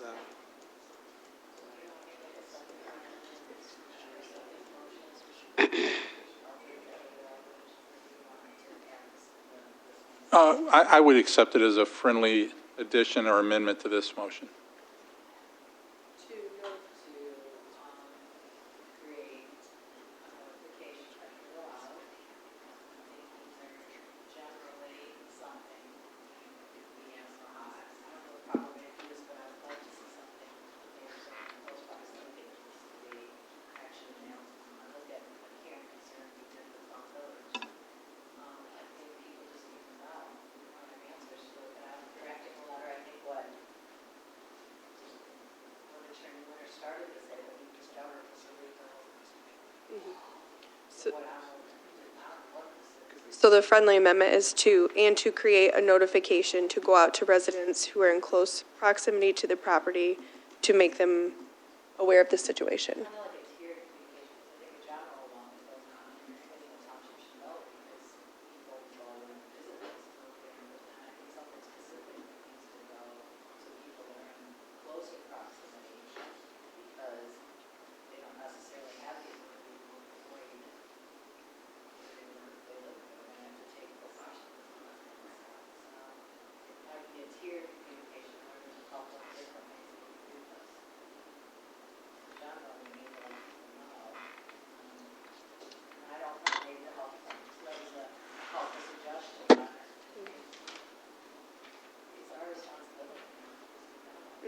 I was more thinking the health department to do the actual, like, education bit of having them come to the meetings or, you know. Madam Chair, Yes, trustee. I just want to question, do we really want them to know until we have generated all the facts? I understand that the attorney has already submitted the cases in action. I think it's important to let them know that we are calling our higher representatives. But I think my question is that was kind of scary. Do we have all the facts? I mean, we know there's some dumping. It's a high level. Did we get all the reports back from Evan and all of that? So do we really want to put out there, I mean, we could put out general information that, hey, this is in progress. We're going to read all the avenues, the high representatives, so that they can respond. Until we get a response from them, then can we move forward? But do we want to do that? It's just a thought until we get all the information. I mean, do you really want to do a mail out and scare people and all that until we get some response from state representative, from all down, what the progress is going to be? And that's just my thought. I think a media Procedure's gonna be, advisory thank you. would also help get the word out. If you put it in the media, then that will get to a, and I hear what trustee Peterson's saying is that we really don't have a lot of information, but what we have is not good and it's in the storm drain. Now, we know that. That's what we know. It's the actual pile that needs to be tested, and we have not done that because it wasn't it's private property, but I hear what you're saying. That's why I think that the Attorney General has to be involved, because they have the authority, and they have the right to get the search warrants, so they need to go in there and take samples. Evan does say that that the township may wish to seek sampling results from the property owner to better establish the nature of any regulated substances within the stockpile, since it is clearly evident that each time it rains, material from the stockpile is being transported to the public drainage system. So it's going there unabated, and I don't know if the concentrations are going to be even more on the stockpile itself, but he can only sample what he was able to obtain from the catch basins in the public drainage system. But that's why you need the Attorney General's office to be involved and EGLE involved, because they have the authority to go onto the site tomorrow and take charge if they're so inclined. I think if you include those numbers that you gave to us in that letter, that should draw enough attention for them to come out the next day. She's got the letter. I say she being Miss Deborah Snell, so I'll have to follow up when I can tomorrow. But first thing I did was send it to the board into Eagle's office, because we're not aware to the extent of what was these results. None of us knew. We suspected an awful lot, but at the time it didn't look good no matter what. But once you get the sample results, it just confirms our worst fears that there's contamination levels that's just beyond the charts in terms of off the hook in regards to what's allowed by Michigan and federal law. So something, and if you have a clear line of, it's a black stream leading right from the property right to the catch basin. I got pictures showing that. Evans points that out too. It's clear where it's coming from. So And there's not a lot of houses around it, but people need to know. You know, the public needs to know that it's there. Just looking at the area, what is it, what are we looking at? Google Map, I think, but. Yeah, there are a few homes there.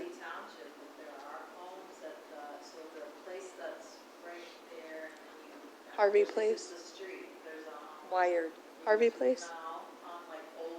With the brick? Michigan something? Not with the brick apartments? Anyway, we Old something. Old, and it may not be Ipsy Township, because we're right on, we're getting pretty close to the border over there, where it's located. it's right on Wired. It's on Wyatt Road. Yeah, that's where it's at. So it's clear. You can see. So I do think the public advisor, the public notice to the newspaper would help too. And then once we determine how many people are near to it,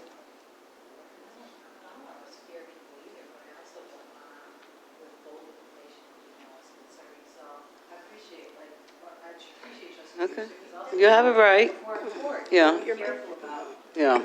The way you, But- what we say and what we don't say, but Right. there are some things we know. There is a large Storm. substance sitting on property. it's draining into a storm that has Draining toxic. into a storm drain and samples that were taken from the storm drain. I think there are some things that, and we're going to be diligent in what we're doing, but I don't know. I mean, Attorney Winnie, you'd have to, we can drop that if that keeps it from passing. I just feel like, I don't mind notifying, but I want to make sure. right, and that we don't make wanna make anything sure the worse and that we facts, don't yeah. end up like with, True. yep, I don't want to do any of that kind of stuff, but I just feel like I'm not going to say I'm grateful because I'm not grateful we're doing this, but we're sitting on the closer side of it. I would really be frustrated to be, 2 years from now, and then us sitting back saying, oh, we wish we would have told somebody something. We're closer in proximity to that than waiting. A lot of times when you're talking about these pollution cases, people know, and then they don't necessarily act on it. The public isn't informed, and then more harm is caused. So I don't want to be in that position. I'm not grateful it's here, but we're not talking about 2 years since we got test results. We're talking about less than a week. And they're very concerning. The test results we have are more than concerning. Madam Chair, Yes. again, and I'm not trying to persuade Ms. Swanson from her motion, but again, the facts will be the facts. And I really believe when you start giving all this information to Attorney General, all the way down, there's going to be some letters. There's going to be some letters to our attorney. There's going to be some letters to our board of their fact-finding. And this is my concern. No, yeah, they have every right to know. But what are they going to know unless we get the fact findings from it? So again, I'm not saying not to do your friendly amendment, but I think we should have to think about, once it's all good, the motion that Stan made, and it was second, that they're going to go out there and they're going to address all these concerns to the higher up politicians. From there, can we not come back and see what their findings is and alert the residents? That's all I'm saying. You see what I'm saying? From there, after we get some response from our elected officials, I think it's our obligation to go back to the community and give their fact findings. That's all I'm saying. We don't have it all. I don't know if we have all that information now. That's just a thought. But there's a motion on the floor. Yeah. Madam Chair, Oh, go ahead. Yes, Trustee Hunter? I don't know if this is maybe another motion or not, but is it possible for us as a board to request Attorney Winters to submit a letter to one of our judges to perhaps put an injunction on this site so that it ceases operation immediately until pending further results?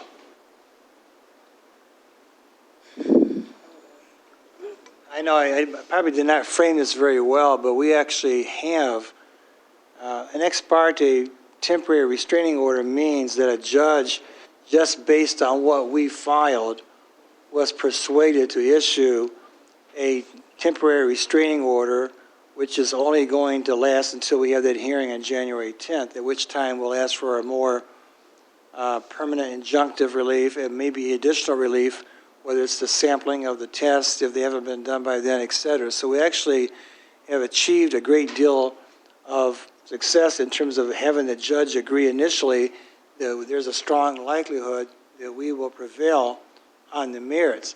The fact that that injunction or TRO is being violated is another issue that the court would have to do, will have to deal with at the time of that hearing.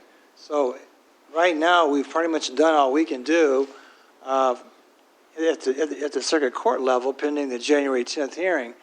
I guess what I would suggest again is that I think the other agencies that also have concurrent or maybe even a superintendent control on this issue, that they also intervene or join in because their interests would be aligned with ours.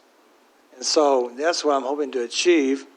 And again, it wasn't until Thursday night that we received the data from Evan that we now can ask for that type of intervention. That should come from, I think of Gelman Science. That's the Gelman Science has gone on for 25 years or 30 years by now. And there's been so many other issues that have happened that have taken years and years to resolve, but we can't afford to have that kind of timeline on this kind of an issue. I don't think that's the right thing to do. I'm just trying to make sure we accelerate by reaching out and not waiting too long to get the people involved that need to be involved. And that may require additional assistance from this board to work in conjunction with what myself and Attorney McClain have been doing up till now.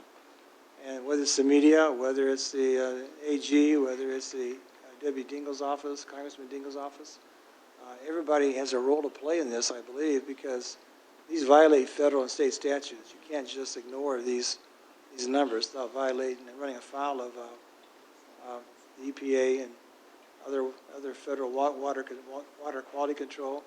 Luke may know better than I do. I mean, if this is part of the stormwater drain system, I don't know where it goes. It goes to Tyler. I mean, eventually it goes into it gets into the watershed, it gets into the drinking water, infiltration, et cetera. So it's continuing on, and that shouldn't be the case. The numbers, maybe there are some numbers that are higher than these elsewhere, but if they are, I just don't think you can ignore when there's. So we can determine who's in close proximity and get addresses and let them know. I really believe the media and the Attorney General's office and the Washtenaw County Public Health, like they'll start, like they'll review it and they'll decide that this needs to be addressed ASAP. And then we can do a mailer once we get just a little more information, because they're going to ask, what are we doing? And we have a court date, I know, but but the court date is on the zoning issue. Well, it's just a cease and desist. Now that we know this, we can also fashion a remedy that I think will also be presented to the court, because now we have someone like Evan who may also be involved in this that is recommending additional sampling be taken from the property itself. But in all fairness to his office, I think this really falls into the agenda, or the agenda falls into the jurisdiction of the Michigan Attorney General's office and Eagle, because they're the ones that should be out there taking samples. So we have a motion and support to do, to notify all the agencies immediately, that our attorney would do that. And the media, too, we should notify the media as well. And then look at doing a mailing once we get a little bit more information. Mm-hmm. Yeah. We can identify the parcels that are close to it. Yeah. And send a letter. Yeah, I was going to suggest, getting more facts, and then that gives the residents, we have the problem, and this is what we've done, and this is how we go about resolving the issue. So we have a motion and support. All in favor? Aye. Opposed? Motion carries. I just have one quick question. for the Yucca person, now, if that water comes to Yucca, will they be able to filter that water so that it doesn't harm the residents? So this is actually the first I am hearing of this, but this would have probably very little impact from a YCA standpoint, just because our water does come from Great Lakes Water Authority, so it wouldn't impact the water delivered to customers. And from a wastewater treatment perspective, these are fairly low concentrations that would not adversely impact the wastewater treatment plant. I think it definitely falls heavily in the jurisdiction of Eagle. I'm surprised that Eagles came out and inspected this facility, and there was, I mean, Eagle has its own criminal division for investigating such matters. They have waste division and, inspectors that do this type of work. Not looking at the analytical, I'm not sure. I need to review it myself. There is a difference in when you look at these levels in regards to water impairment versus human body contact. Those are two different levels. So I would caution looking at those numbers and thinking along the lines of acute toxicity or chronic toxicity, where these numbers could impact water bodies over, like phosphorus, for example, is a very common one. That's something we would think of over a very long period of time, but a very high concentration in a small body of water would be a very minimal impact. So I do think you have to look at the scale of the operation and what's actually going on over there. I'm not very familiar with it. I have not inspected that site myself, but I hope that answers the question. Well, excuse me, if they were an industrial site or a landfill, they would have to get a NPDES permit, right, in order to discharge into the county drains. Absolutely. There is no type of activity like this where there's runoff from raw polluted materials where you would not have to have a permit, and you would have to treat that water. Pre-treat it. You would have, well, if it's going directly to a water body, you would have to fully treat it to meet water quality-based effluent limits. If it's going to the sanitary sewer, like many facilities do, then they pre-treat it for the sewer treatment facilities. So these are materials, they should never be hauling raw materials unless it's spoils and things like that. So I'm not sure exactly what's going on over there. But it sounds like Eagle and Evan have looked at it, so I'm not sure why that didn't raise more of an eyebrow with them. All right, thank you. Thank you. The next item, thank you, Attorney Winter. Are you completed with your report? Well, I just have one more little item that, actually, this will be just a very quick item. HR Director and Manager Karen Wallen, Supervisor Stumbo, and myself are still in firefighter negotiations. They will continue into January as well. But I did want to highlight that during the last 2-3 weeks, I talked to some of the firefighters tonight and even the fire chief. Our fire department has had to respond to some major fires, house fires. The one on Creekside Circle was a total loss. The one on Centennial, there was a fire on the Oak Ridge Apartments, one of the 8-unit buildings over there. And during the negotiations, we brought up the importance of the fire department attending neighborhood watch meetings as part of an educational as well as the reporting. And I say that because in each of the fires that have occurred the last few weeks, one was caused by someone falling asleep on a couch and leaving something on the stove that was burning that could have been disastrous for the apartment building. In fact, it has displaced a couple of families already, and there was an injury when he jumped off the balcony to escape. That was caused by leaving something on the stove. The other 2 fires may very well have been started by leaving on electric heaters on for a non-stop period of hours. And that's the reason why I think we've encouraged the firefighters to the importance of attending neighborhood watch, because sometimes education, although it may sound simple to us, it's reminding people of certain things that you should not do, especially during the winter months. So I'm just going to highlight the fact that they've been really working overtime and doing a great job of trying to protect the property and lives here in the township. And we're having our negotiations, but things are proceeding in a very professional manner. We hope to conclude those in January. Now through. Thank you. Under new business, we have Resolution 2023-19, which is a 2024 fiscal year budget. Clerk Rowe? I have Resolution 2023-19, the Charter Township of Ypsilanti 2024 fiscal year budget. Whereas the Township Supervisor has prepared and submitted to the Township Board the proposed budgets for the calendar year 2024, and whereas the Township Board has advertised the tentative millage rates in the Washtenaw Legal News and held public hearing on December 5th, 2023 on the budget and the tentative millage rates pursuant to Section 16 of the Uniform Budgeting Accounting Act, and whereas the Township Board has reviewed the proposed tax rates and budgeted, and now therefore be resolved that the Charter Township of Ypsilanti Board of Trustees adopts the 2024 fiscal year budget by cost center as follows. General Fund, Fund 101, $26,895,179. Fire Department, Fund 206, $5,099,870. Parks Fund, Fund 208, $9,220. The Bike, Sidewalk, Rec, Roads, and GF Fund 213. The total BSR 2 fund by department is $3,588,615. The Fire Pension and OPEB Fund 216 is $1,468,627. The Fire Special Millage Capital Fund 217, $1,544,869. Environmental Services Fund 226, $3,888,266.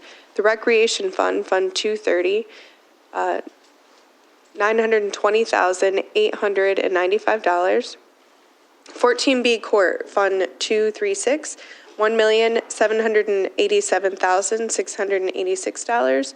The Building Department, Fund 249, $991,899. The Local Development Finance Authority, Fund 250, $74,313. The Hydro Station, Fund 252, $1,184,811.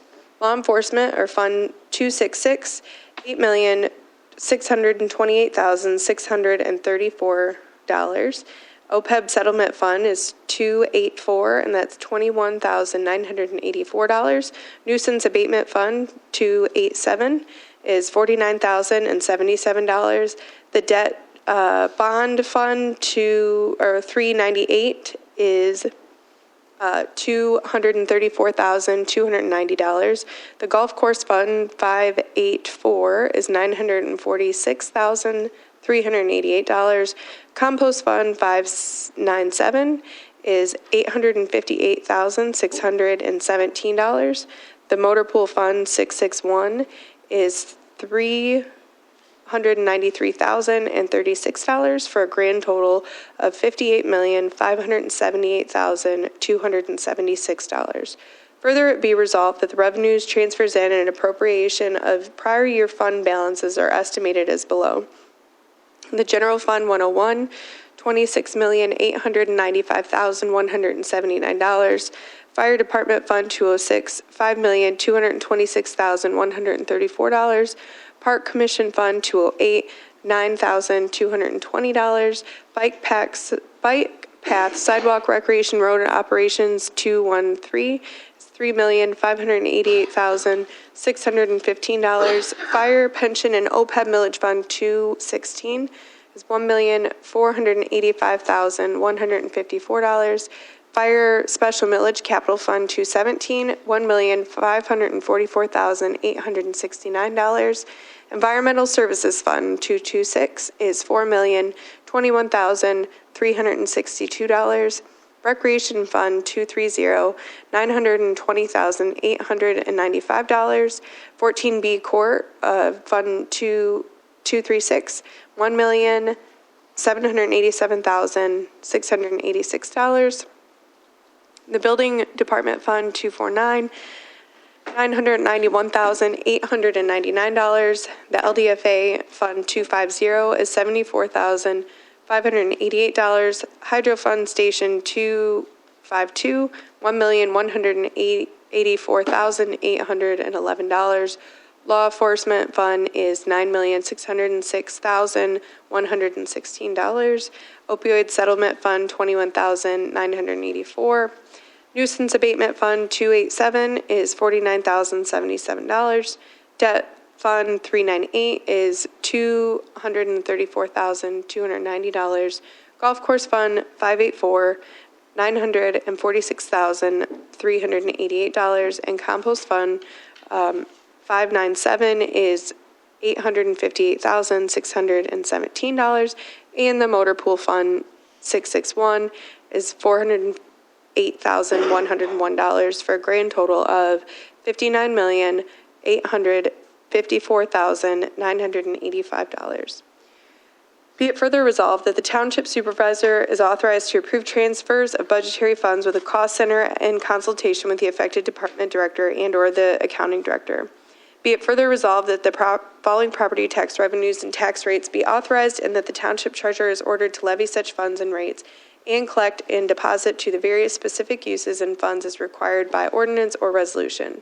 Levied property tax revenues and rates, we have a grand total of 13.8689, and that is our millage rate, and then our revenue is $23,306,632. And I would so move the resolution. Support Peterson. Motion Rowe, support Peterson to adopt the 2024 budget for comments.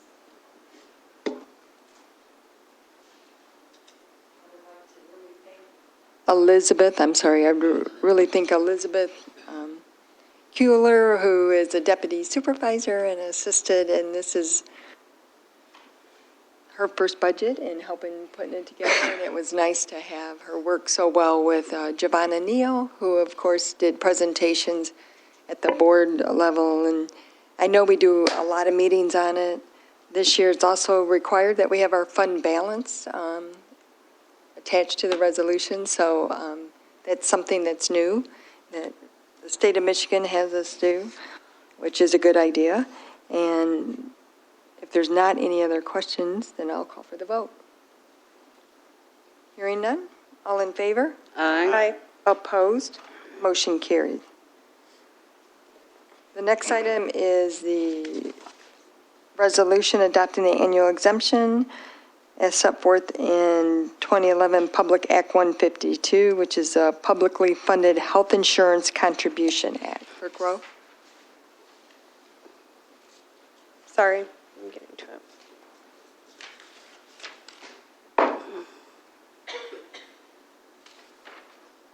It's not a resolution. I didn't think it was. That's why, yeah. I'm sorry. So move Peterson. We have a motion support to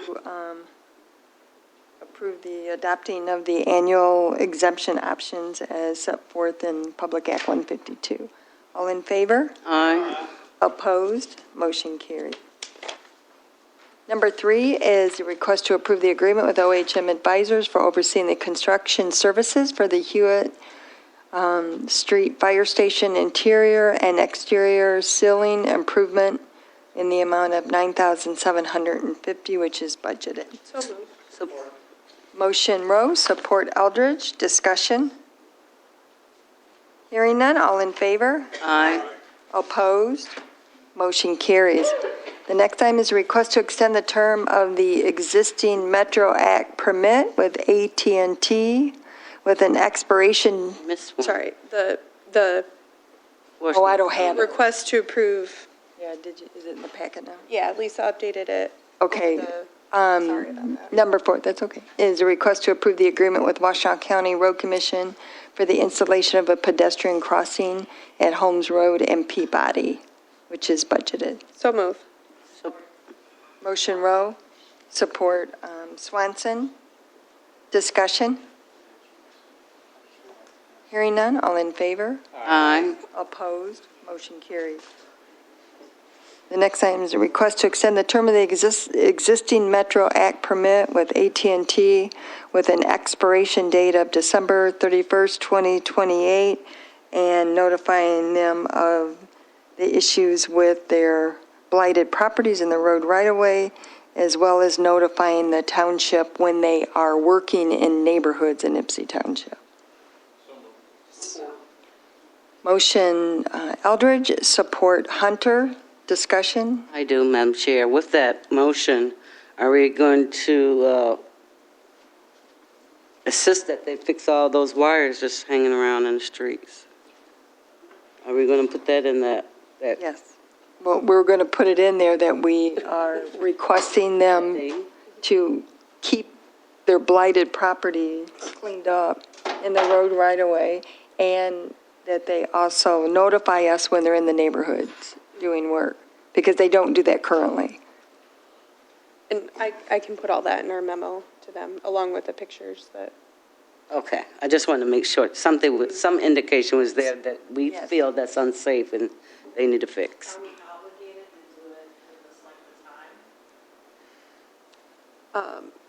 Madam Chair, just from history and reviewing this, I think this is like our standard renewal time. The last one we did was in 2019, and it was for the same length of time. 4 years?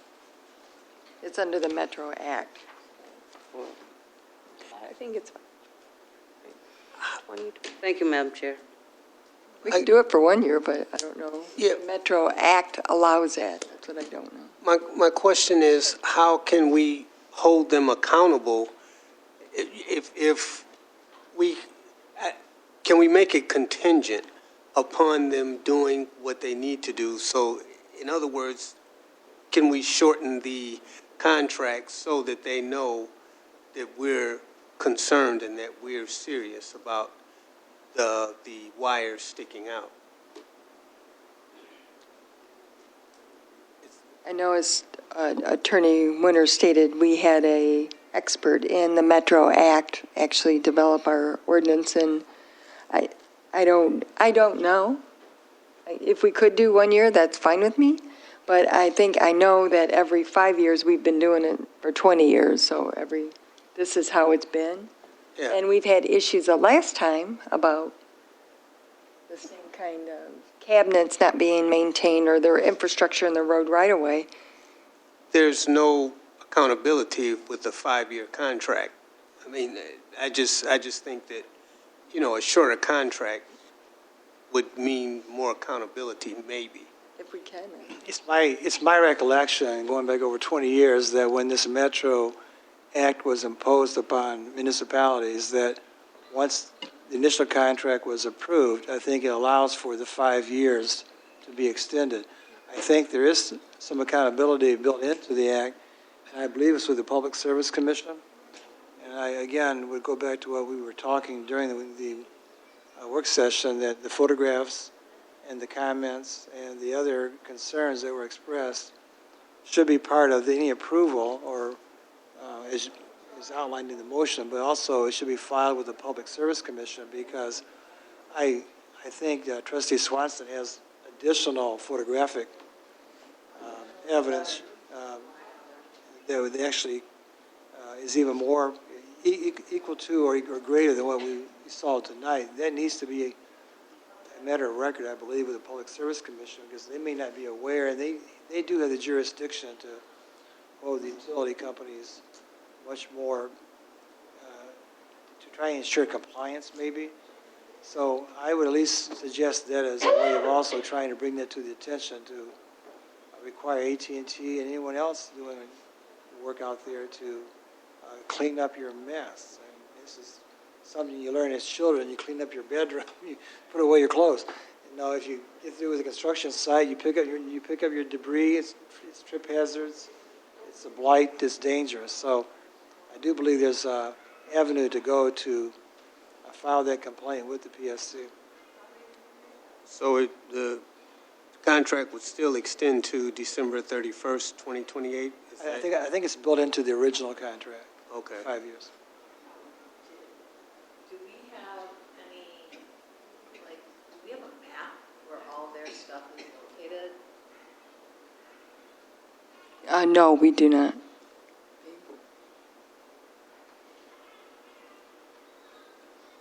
I think at one time there was some kind of a map that, In the beginning, maybe, but when I asked, they have to get a permit from the road commission. And I asked the road commission to notify us when they were doing work, AT&T, DTE, anyone in the road right away that disrupts neighbors and businesses, because then we can answer questions. The only time we find out about these is when they're actually in the neighborhood. So the road commission said they didn't have the staff to let us know, but the road commission also has a responsibility in the road right-of-way for this unkept blight property.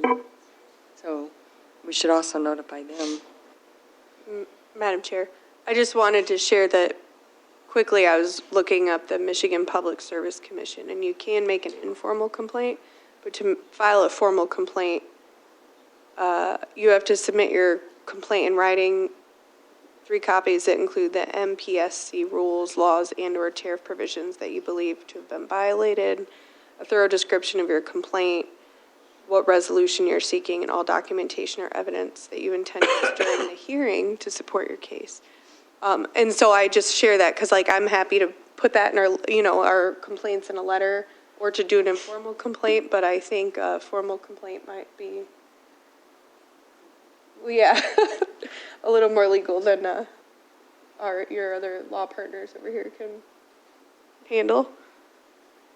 So. But we're going to approve the contract and then And possibly do something. I certainly will put it in our letter, and I can do an informal complaint, but I think, if we want to file a formal complaint, I need help.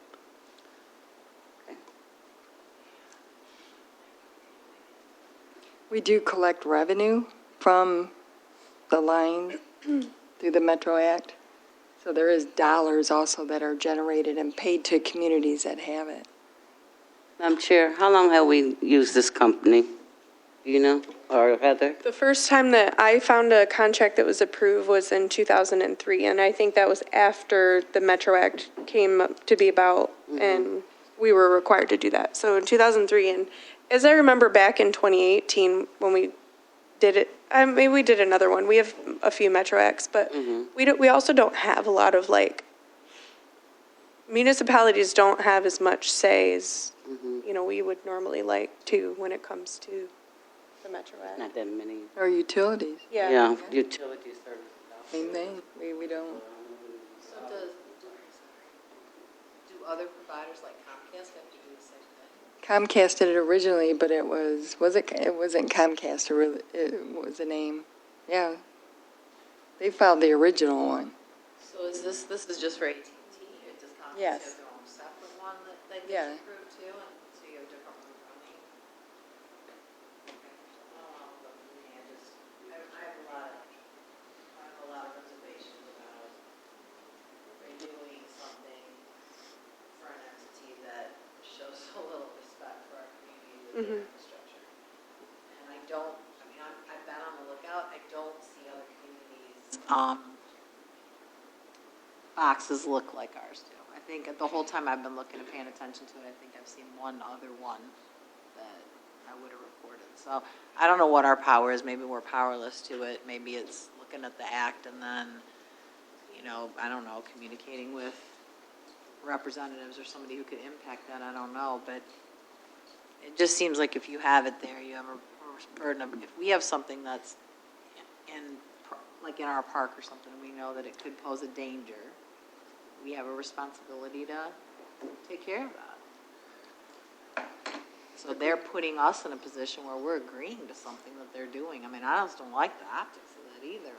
It's just. So we're going to add added language to it as well as notifying Public Service Commission. And I'll reach out to AT&T executives. Michael, did you have a question?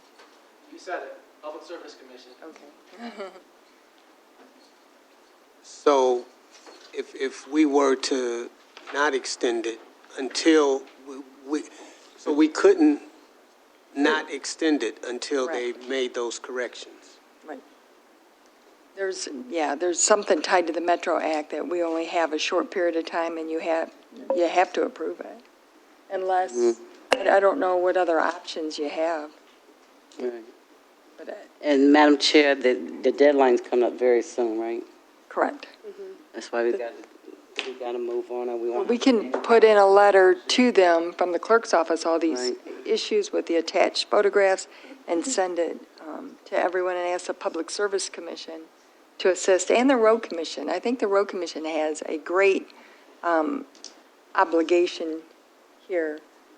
After the conversation at the work session, they get a permit from the Road Commission to put this infrastructure in the road right away. So we're going to start letting the Road Commission know that they have to get this cleaned up. And they have more of a hammer than we do because they issue the permit. We don't seed or touch anything to do with these.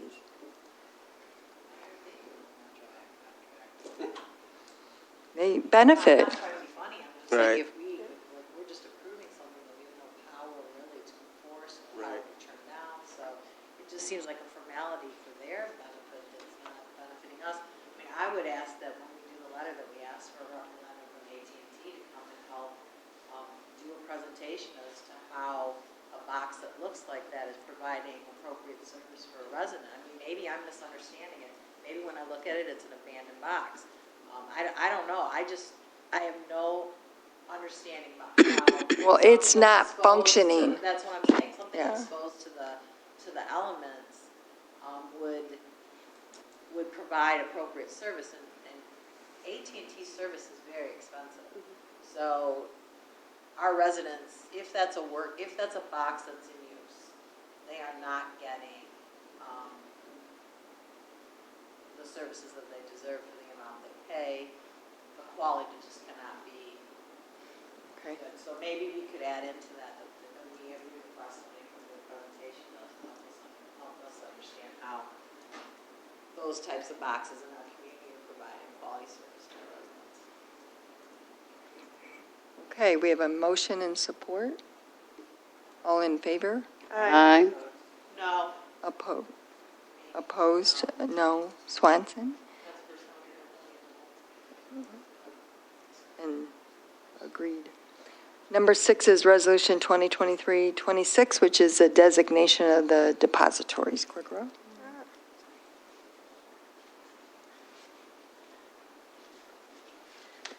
I have Resolution 2023-26, designation of depositories for 2024. Now therefore it be resolved that the Bank of Ann Arbor Ypsilanti Office, Comerica Bank, Charter One, Ann Arbor State Bank / Level One, Fifth Third Bank, Chase Bank, PNC Bank, United Bank and Trust, Fidelity Bank, Huntington National Bank, Key Bank, True Community Credit Union, Vanguard Group, U.S. Bank, and their successors be designated depositories for all Charter Township funds and securities for the 2024 calendar year. So move the resolution.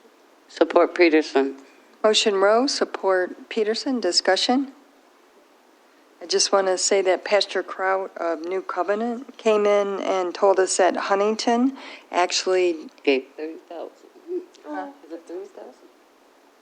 contributed, Huntington Bank contributed money to the Peace Community Center. So I know Stan and I discussed asking them to do that. Every year, they're supposed to do community benefit and contribution, but I think it was over $20,000, so we are very grateful. Madam Chair, he called me personally and said it was 30,000, which I thought was wonderful. And I hope I have that number right, but I believe that's what he said. So It's exciting.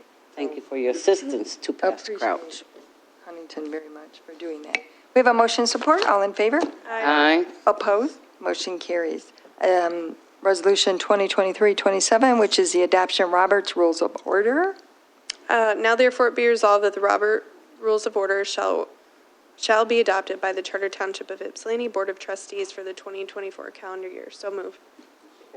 Motion Rowe, support Eldridge. Discussion? Hearing none, all in favor? Aye. Opposed? Motion carries. Number 8 is a resolution 2023-28, which is a designation of newspapers of circulation. Clerk Rowe? I have Resolution 2023-28. Now therefore be resolved that the Washington All Legal and mlive/annarbor.com be designated as the new newspapers of general circulation for the Charter Township of Ypsilanti advertisements and publication for the 2024 calendar year. So move. Motion Rowe? Support Eldridge? Questions or comments? Hearing none, all in favor? Aye. Opposed? Motion carries. The next item is a request to amend the Township Board policy. Clerk Rowe? Or, there's no resolution on this. Support, there's not. So move, or, Go ahead. Peterson. Rowe. I didn't think it was a resolution also. Madam Chair, the only other thing, if it's okay, is a friendly amendment that I would like to add to this is that our board rules now say that the clerk has to post the audio within 24 hours. And I can provide the IT department that audio within 24 hours, but their new process on our website is they actually have to upload it, transcribe it to YouTube and some other things. So if it could just be edited to say the clerk shall provide the IT department within 24 hours of the audio. Is that a friendly amendment? What section are you looking at? It's the last, Or we section can- 7, number 7, is that? Yeah, and we can bring it back later if that is easier. Let me see. I didn't write the section down, I'm sorry. It's number 7. 7.2, Stan? Okay. 7.2. To just say, the clerk's office shall provide the audio to the IT department within 24 hours. And what's the standard, the regular? It says right now that we'll post it, and in the past, before our new website, Got we that. would just like drop a file over and it would just be on the website, and now we have to submit it to that department. They have to do something fancy to it, then it gets uploaded to YouTube, and then it's posted onto the website. So it still will be 24 hours or no? It won't be Or posted. 48? We can provide it within 24 hours, but it's not going to be It's not going to be posted. posted. Yeah. And when will it be posted after that? As soon as the IT department transcribes it. No, I don't know. No, it varies. You know, sometimes it's faster. I think it depends a lot on how long our meetings are. Oh, Or that's fine too. But I'm just, for the record, we don't have the ability to post it onto the website within 24 hours. That's what I wanted to make everyone. I got that part, yeah. We can find out from IT how long it takes. I don't know. Yeah, I don't have a problem with that. I guess I would question how long they're going to put it on there, you know. Some people might put 3 days, 4 days. I can take my With friendly IT. amendment out. Yeah, but we do. After you find that out, I wouldn't have no question with it, but Yeah. Okay, I understand you need I just more of want a you all to know process that time. that's not what, I don't have the ability to do it. Yeah, I got you. Okay. So these requests for the board rules were to amend Board Rule 2, Section 2.4, which is the time of board meetings from 7 to 6 p.m. And this request is due to the proposed elimination of work session. So there won't be a work session anymore. It'll just be one board meeting.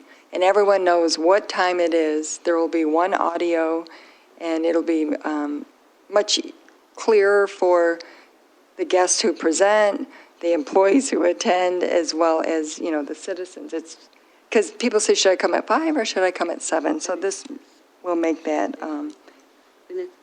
clearer. And then we also discussed amending Section 5.3, Order of Business, and moving public comments to the end of the agenda since residents can speak on every agenda item. And we will have presentations now at the board meeting instead of at the work session. This allows everyone to hear the same information and provides more discussion on agenda items. This allows board business to be voted on first and give residents opportunities to speak on other issues that are not on the agenda, providing more opportunities to listen and respond at the meeting if we can to our residents. And this was a memo from myself, Heather Gerald Rowe, and Stan Eldridge.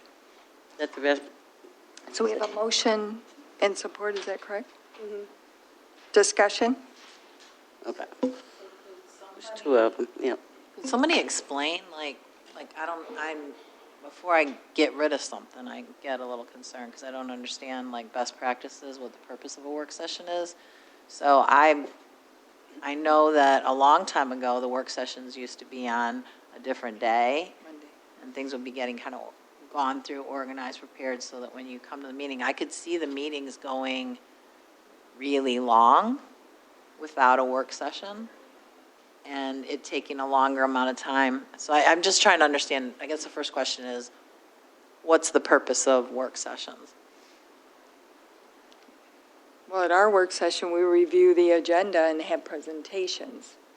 And what we discuss is that then we get to the board meeting and residents Same thing. that are here, not a lot of them, they don't hear all the conversations that occur in the work session because that took place at 5 o'clock. So we were discussing, and it would be easier to have one audio tape so people, because right now there's two, and you don't know what's discussed at the work session unless you listen to the entire tape. And it's just, we thought it would make it much easier for everyone to hear the same information at the same time. Madam Chair? Yes. I think what's important too, it helps the representative when they come in at 7. They don't have to come here, like Mr. Blackburn's been here since 5.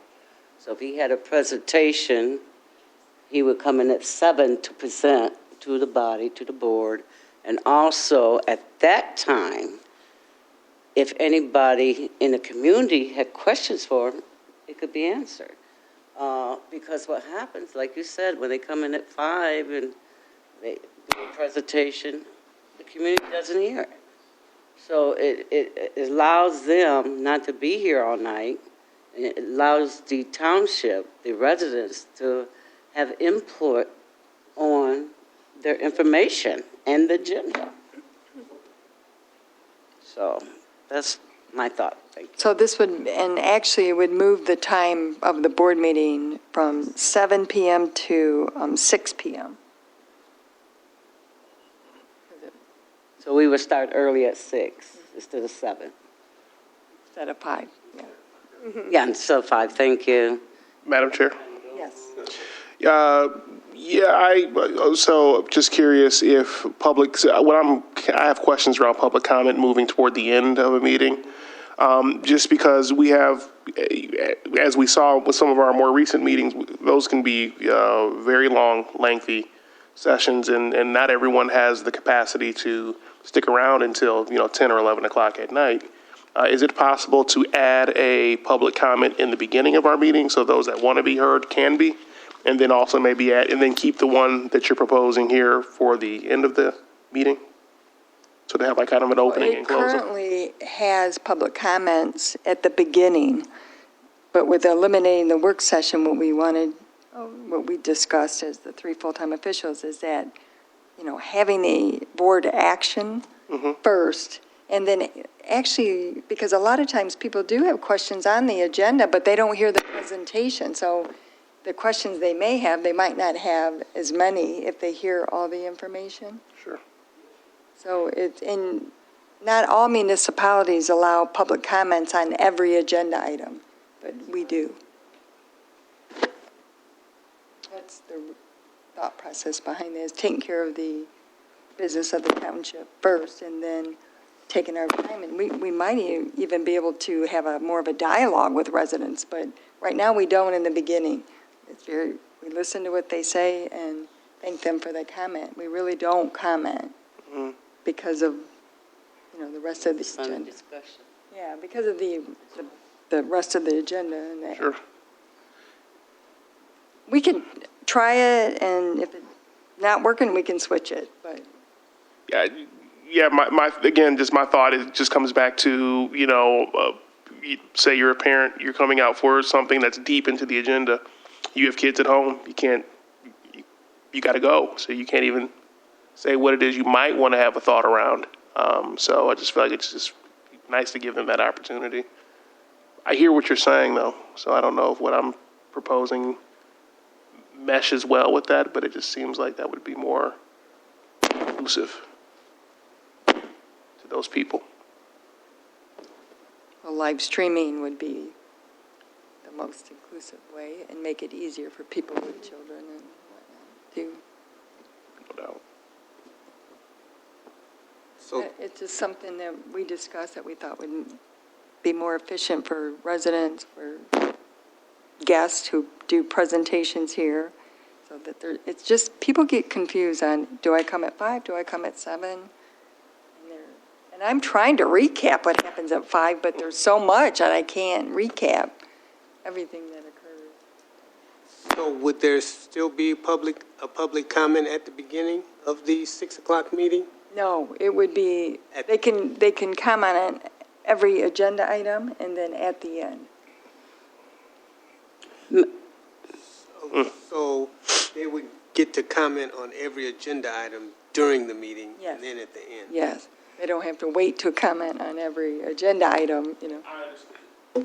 Madam Chair, I understand now. You understand? Okay, yes, I understand now. Madam Chair, thank you for that Yes. clarification. And that's what I'm saying too. If it's on the agenda and they say discussion, they still can go to the mic and discuss it. What we got now, people going back and forth, back and forth. So they have to realize the only way you could talk about an issue if it's on the agenda. Am I correct? Under public On comment, the, you can talk about other things, but it gives the but opportunity. not under public comment, yes, you can. But if somebody's doing a presentation and it's listed on this agenda, The they question, need to speak to this agenda he's speaking about. Is that correct? that is correct, and that's, And then again, you could do public comments at the end. Because what's happening, we're going back and forth for public comments. But you have to realize you have to speak. When you accept the agenda for the evening, you got to speak to this agenda. People can file stuff on this. You're not speaking to the agenda. well, like, Under discussion. and like this evening, Attorney Winters gave a Right. report, and that people got to speak on it, you know, so.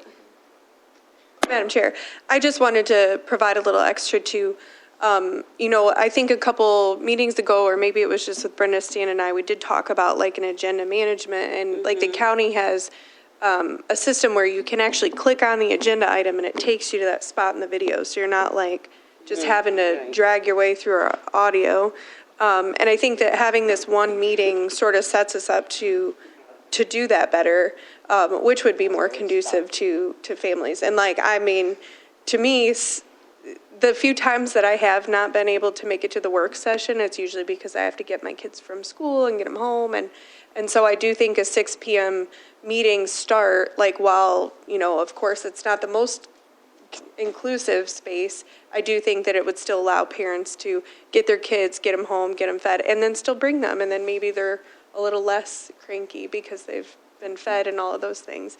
But definitely towards the agenda management software and live streaming, I think that having one meeting where people can just come in at one time, it really takes away from the confusion of like, you know, what Supervisor Stummels already said, like, is it 5, is it 7? We don't know when the things actually happen. And I've found just, you know, the years that I've been on the board myself, a lot of times we have like really meaningful discussion at the work session, and then everyone comes at 7 and then they think we just don't want to talk about it. And it was really that we've had all of that like more rich conversation at the beginning. So those were just some of my thoughts on it. And I also will say that other boards do not let residents or any individuals like speak nearly as much as we do. Like, I'm thinking about like the University Board of Regents, like you've got to submit ahead of time, 2 days prior, only 3 people can speak on any agenda item. It's really restrictive, and I think that our board is exceptionally like welcoming to public comment. I don't know, we usually don't even, we're not the best at enforcing the 3-minute rule, and I know that the county is even like, they'll cut you off in a second. We like to let you finish your sentence. And so I think that this would help just allow for a more conclusive and meaningful meeting. And I agree. Any other comments or questions? And if it doesn't work, we can change it, you know.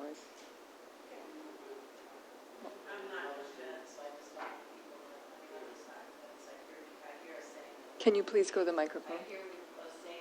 More inclusive, but then somebody can't come in and talk about something. I mean, we have a lot of people come and share something at meetings, and they're not looking to talk at an agenda either, so I feel like putting them at the end is problematic, because it's going to be longer meetings most likely, and they don't have the opportunity. I mean, I guess they could submit something in writing, and then that could be part of the record. And so I understand the part about the work session that is concerning, that we have a lot of conversation in the work session time, and then people don't get a chance to hear all of that rich discussion. But then I'm concerned about, because it looks like we're trying to be more inclusive, but some of it doesn't sound like it is, like we're putting you to the end. And then I wonder about, like, in the work session, sometimes we have presentations that are just presentations for information. They're not presentations for, so I'm wondering, like, is it going to condense some of the information that we get? Like, are we still going to have a presentation where somebody's going to come out? What would happen, you know, with the length of time? Because our agendas tend to be pretty packed. So I don't see it shortening anything. I think it could constrain us where we're going to be going for longer periods of time. I think being able to locate is a good thing, but I don't know that I'm convinced about this. And then we've got situations where, you know, in a lot of the months, when we look at the calendar dates, we're only looking at one meeting a month. So what's that going to do when we have such packed agendas? So I appreciate the thought around it. Again, I'm change adverse, admittedly. So I don't know if this meets the whole idea that it's inclusive. So I'd rather have more discussion around things. I'm worried, like, are we going to have fewer things on the agenda? I'm just not sure what the unintended consequences are going to be of this action. And maybe it's because both are coming at the same time, like making people wait to speak just in general. That's probably more concerning to me than the movement of the work session. And again, I don't understand, there has to be some purpose for work session. Is there? I don't know. I didn't do research on that. What the MTA says about that and those types of things.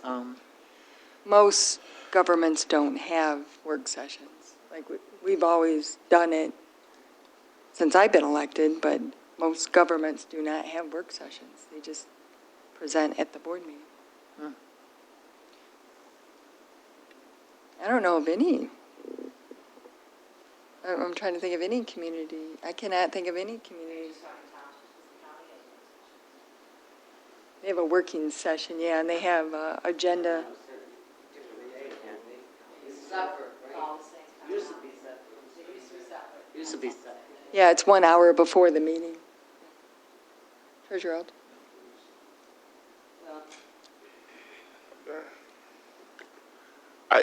Having now had that additional little bit of illumination, I'm okay with it personally. I think it's worth a shot, because I'm sure other board members do, but I get questions all the time about which part of the meeting should people attend.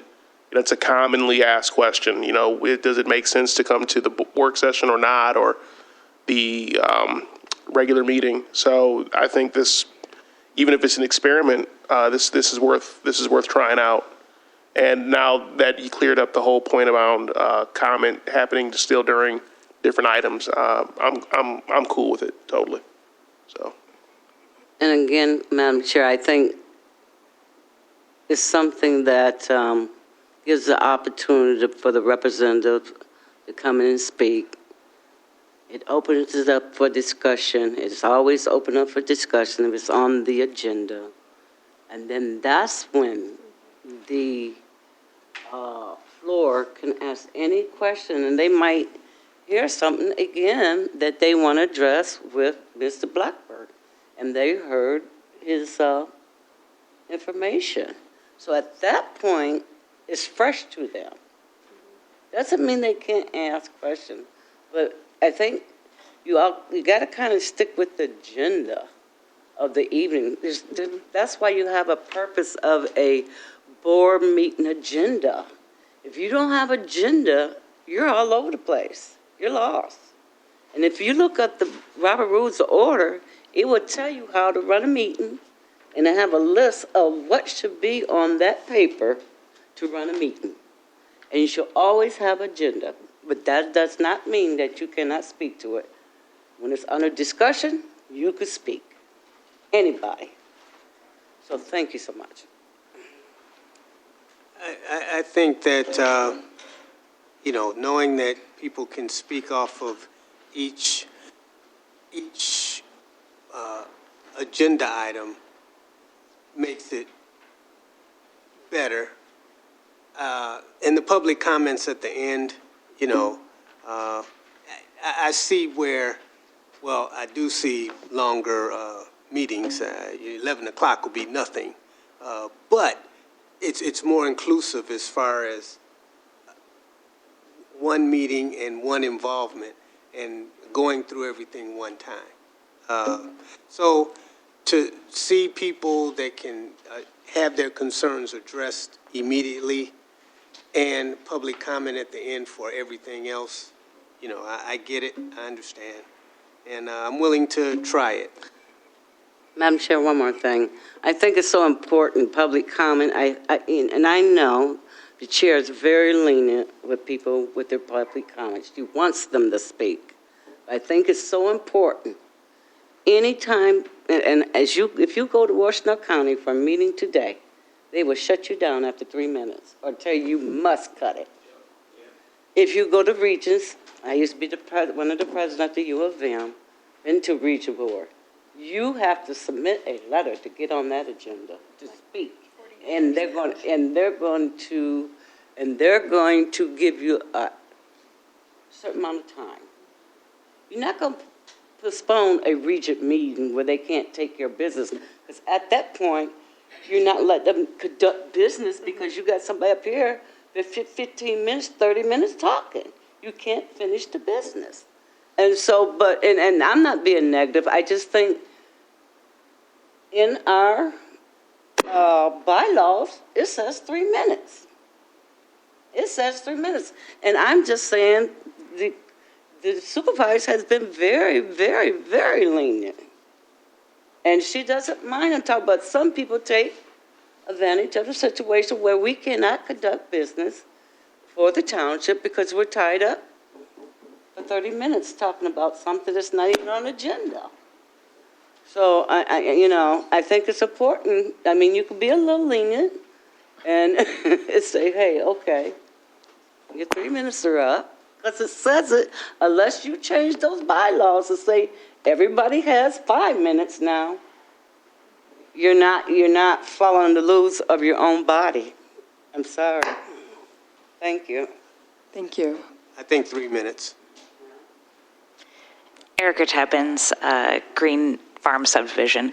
I very much appreciate that you allow us to speak on agenda items. I fully respect the 3 minute constraint as well. I certainly don't want y'all to have to be here till midnight on meeting nights or anything like that. But I do think that as has been said a little bit already, that with moving general public comment to the end, I think it could be really great for the live streaming, even if there was maybe less of a way to have public comment via live stream after every agenda item, at least at the end, having some time, because I think that would be, even though it might be a little bit past some people's bedtimes, it would be much more accessible for people who could, be home and settled in, and, not have to worry about, will the bus still be running, or, is it really cold out, et cetera, et cetera. So just want to say that. Thank you. Thank you. So I believe we have a motion and support. Peterson and Rowe. Peterson and Rowe. Any further discussion on that? All in favor? Aye. Opposed?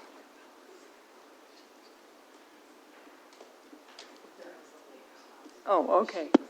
Okay. Oh, Thank you. yeah. The next item is Resolution 2023-30, which is, 2023-29, board meeting dates. I have Resolution 2023-29, adoption of regular board meeting dates for the 2024 calendar year. Now therefore be resolved that the attached schedule and dates and times be adopted for the Charter Township of Ypsilanti for the 2024 year. Tuesday, January 16th, 2024. Tuesday, February 6th, 2024. Tuesday, February 20th, 2024. Tuesday, March 5th, 2024. Tuesday, March 19th, 2024.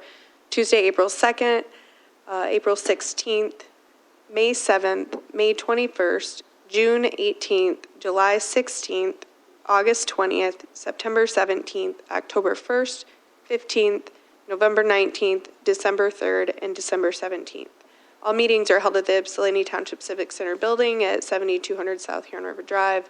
Special meetings may be called within 24 hours. And pre-approval of statements and checks is authorized when no board meeting is held, with formal approval of the next regularly scheduled meeting contingent upon board member review. I'd so move the resolution. Motion Rose, support Eldridge, discussion. Hearing none, all in, I'm just going to share a concern of all the single month meetings. I'm concerned about all the single month meetings. Your mic's still off, Debbie. I'm just going to express that concern. I think we have a lot of months where we only have one meeting.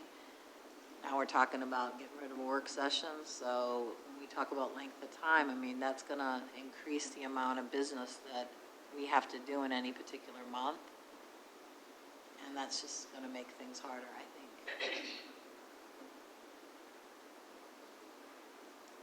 So I know we probably have done the one in the summer. It's probably been a policy that's been existent for a while. Does anybody have, what's the rationale for that? I know, the one in November is usually because there's an election. I don't know what the September limitation is, maybe because it comes around, the first Labor one Day. falls around Labor Day. 4th of July is in the beginning. Memorial Day for June. But it says board members should plan to reserve the first Tuesday of June, July, August, and September in case a special meeting is needed. Well, special meetings are so different than the regular ones. It's like, Special. it is, but then there's certain things that happen, like we run into some problems where we held a special meeting. I don't know if that was where people didn't have the opportunity to talk. We had people show up and they wanted to talk at one of our special meetings and they doesn't include public comment or something like that. I don't recall what happened that night, but we had people who showed up at one of our special meetings and then they didn't have the opportunity to talk because it wasn't on the agenda. So I will just voice it. I'm concerned that we. Are you suggesting we amend, do you want to amend this? Is that what we're? I'm just thinking that it seems to me it's easier to have something scheduled. And then if you don't have enough for that month, then you just cancel the meeting versus having so many that are just singles.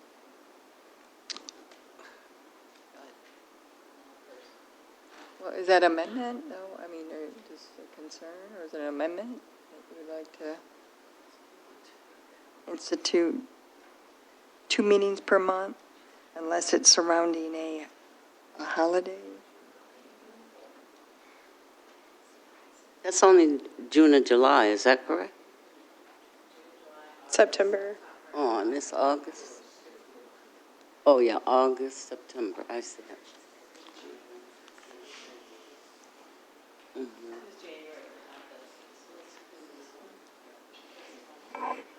Madam Chair, is the reason why we have those meetings like that because there's not a lot of business at that time? And we can always do a special meeting? Is that the reason why? That's how Or on vacation?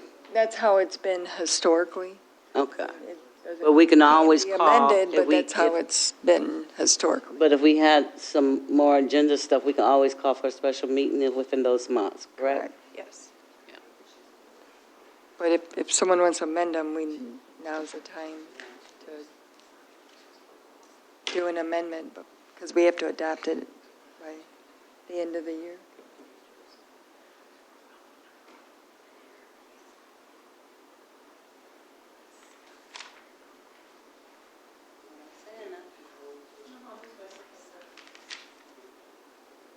Okay, we have a motion and support. All in favor? Aye. Opposed? Motion carries. The next item on the agenda is Resolution 2023-30, Boards and Commissions. Clerk Rowe. I have the 2023 Boards and Commissions Appointments and Reappointments, Resolution 2023-30, to the LDFA, or the Local Development Finance Authority, Mr. Andrew Fanta, Giovanna Neal, and Aaron Rose, all with expirations of 12/31/2027.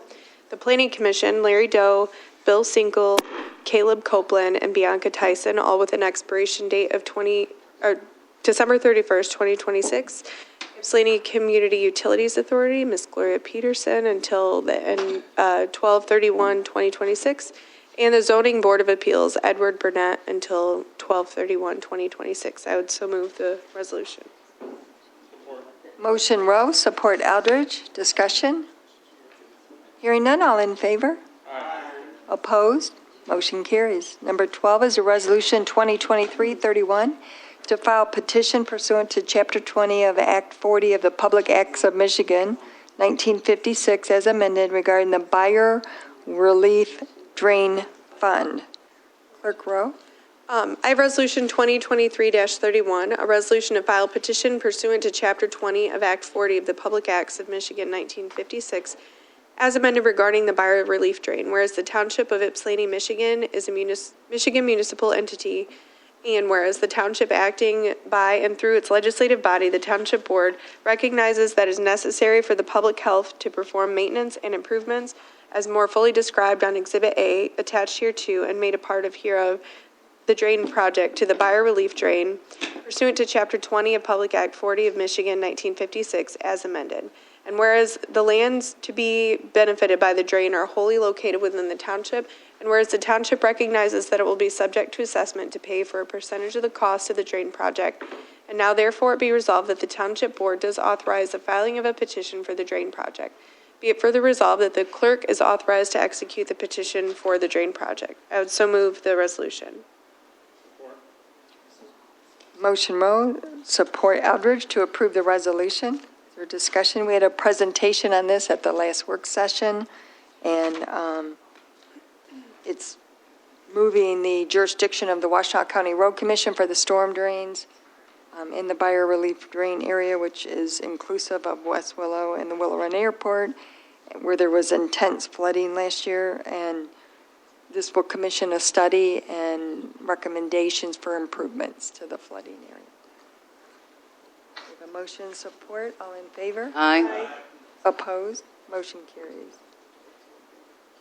The next item is Resolution 2023-32 to file petition pursuant to Chapter 20 of Act 40 of the Public Acts of Michigan, 1956, as amended regarding the Ypsilanti Township Drain Number 1. Clerk Rowe. Whereas the Township of Ypsilanti, Michigan is a Michigan municipal entity, and whereas the Township acting by and through its legislative body, the Township Board recognizes that it is necessary for public health to perform maintenance and improvements as fully described in Exhibit A attached hereto and made part of hereof to the Township Drain Number 01. Pursuant to Chapter 20 of Public Act 40 of Michigan, 1956, as amended, and whereas the lands to be benefited by the drain are wholly located within the township, and whereas the township recognizes that it will be subject to assessment to pay for a percentage of the cost of the drain project, and now therefore it be resolved that the Township Board does authorize the filing of a petition for the drain project. Be it further resolved that the clerk is authorized to execute the petition for the drain project. So move. Support Peterson. Motion by Rose, support Peterson. Questions or comment? Hearing none, all in favor? Opposed? Motion carries. The next item is Budget Amendment Number 18. Clerk Rowe. I have Budget Amendment 18. I would make a motion to amend the 2023 budget Our final budget amendment, move to increase the general fund budget by $151,239 to $29,094,785 and approve the department line items changes as outlined, and move to change the department line items as outlined for the 14B District Court Fund budget. So move the budget amendment. Motion by Rowe, support by Swenson to approve the budget amendments. Questions or comments? Hearing none, all in favor? Aye. Opposed? Motion carried. I know there was one item Because I got to bring it. under other business that was distributed, which is, Madam Chair, I have a motion to request to approve and sign a proposal between the Charter Township of Ypsilanti for abatement and cleaning services at the Parks and Grounds P&G building in a not-to-exceed amount of $21,822 to be charged to line item 213-753-931-004, contingent upon attorney's approval. we have a motion. Support Peterson. Support. I apologize for not adding this to the agenda earlier. And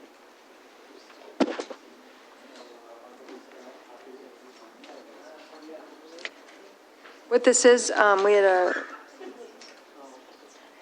Madam Chair, do you want me to? I have more. We have it. so we had a issue with bats living in the attic area, and they replaced the roof. And, oh, Mike is here. Sorry about that. That's okay. So earlier this year, we replaced the roof on our Parks and Grounds building because the bats had got in and there was a roof leak. And since then, the bats are now gone. So we did some testing to see what the extent of the damage was or if there was any presence of bat guano, and it did come back with evidence of that. So in front of you is a packet with proposals to get cleaned up and remediate that contamination. So due to the timeline, in the holiday season, had an opportunity to get contractors in starting next Tuesday, and they can get the building cleaned up during the break. So this is one that will help close this project out, and for my part anyway. So the contractors that we called, 2 out of the 3 are companies we've used in the past, and a third company that was new that comes out of the Novi area. So this all happened pretty quick to put together. So Doug Winters probably hasn't had gone through all the proposals, but they're, the 2 companies that we have used in the past have been pretty good. And the one we're recommending, Midwest, I think the insurance just has to be verified moving forward. So that should be pretty easy and straightforward. So there is no contract in the information. Yeah, the agreements that were in the packet are what would be able to be signed. It's just an authorization to proceed. So they're not a very lengthy contract or agreement. It's just pretty straightforward. So.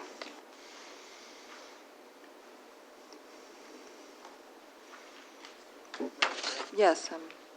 Mike, did you say that these are companies you have or have not worked with before? 2 out of the 3 we have worked with, Belfour and Midwest Environmental Solutions. Sunglow is brand new to. I don't know much about them. Okay. I'm not sure how the rest of the board, but I guess I would want to hear from the attorney. I don't want to enter into an agreement without him having read a contract. Stan, just to clarify, the motion was contingent upon attorney approval. I understand, but it sounds like you have to have this done right away. I would like to get this on the way, yes. Right. So, I mean, I don't know what right away means, but I don't know how fast he can read a contract. Yeah. This was put together on Friday afternoon. So I'm going to send it over to everybody that afternoon. So they did get done pretty quick. So It's up to Doug if he wants to review it. There's not a ton of language in the agreement or the proposal that was supplied. So, Well, what I'm looking at really is this a 3-page document with really no language, but just dollar figures, correct? that is correct. It's pretty straightforward. There's not a lot of terms and conditions that was given to me. I can ask for their simple language and send over to you. I'll give them a call in the morning and get that to you. I don't see a problem, but this, if we don't get this, well, and again, we'll go with the timeline weekend, but selected the 26th to the 31st as the perfect window to get that cleaned up. The staff's off on break, and I won't have to deal with relocating anybody at this point. It was just perfect from that aspect. I didn't think a lot of behind the scenes, since we sat down and talked with John Hines on the contractors. Midwest has been supplying services for the township for a couple of years now. We've got involved. They've been doing all the COVID spraying for us, and they've been pretty successful with their work. So again, I am happy to go whatever the board's pleasure is. Madam Chair, I would just like to really make sure that whatever we, I trust Doug that he'll review the contract, but I want to I feel like every year we talk about the bats in that building, and I want to really make sure that whoever's doing that remediation knows everything there is to know about where bats might be in that building and how to fully ensure, maybe even a contingency that they return, a contingency, that they are going to return if something comes up as a part of that contract. Every experience I've had with them, they've always stood behind what they've done to the satisfaction of to us. I've already scheduled the testing firm for early January to come back and verify that everything got done, especially the hot spots that they list in their report. And then just one other follow-up, and I know that, the thing outlined the health hazards that it could pose, and I think that Supervisor Stumbo asked, and I had the same question, should we, I know that it's coming to be the time we're closed anyways, but was there any recommendation about employees working in there? So the hot spots are not in their common work area. It's in the elevated above the bathroom ceiling and in the mezzanine where they use storage. The air access to the mezzanine has been taped off, and they said they weren't supposed to go up there. The exposure is only when someone gets up and disturbs the material. It's in dormant right now. It would be no different than if you had asbestos in your house. Don't touch it, don't try to play with it, just keep it sealed and away from everything. So if you take that same approach, the risk of exposure is very, very, very little. Okay. Thank you. Mm-hmm. I have a question. You indicated that you preferred Midwest over the others. What separated Midwest from Belfour? I know the first one you had no experience with. So we just sat there and talked about that, the differences in how to basically score each proposal. And the hourly rates were all, two were really close, one was a little bit higher. Then you get your consumables, and that was a little bit different. But Midwest is only proposing like a 4 to 5 man team for 4 to 5 days. 4 days on the proposal. Where Belfour and Sunglow were going with a 10 person crew for 5 days.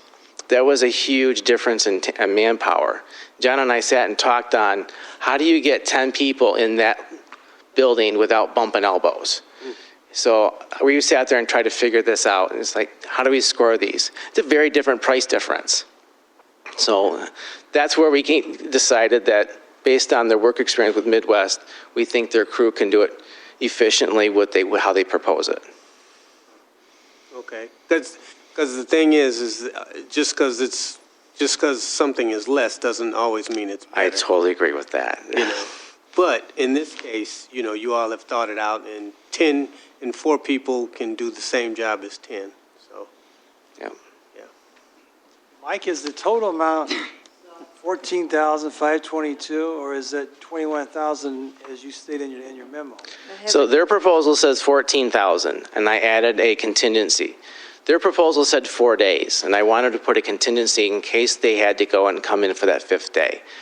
The Midwest proposal is true T&M, where Sunglow and Belfour gave us their worst-case price. It is a T&M quote, but they wouldn't charge anything more than what they quoted.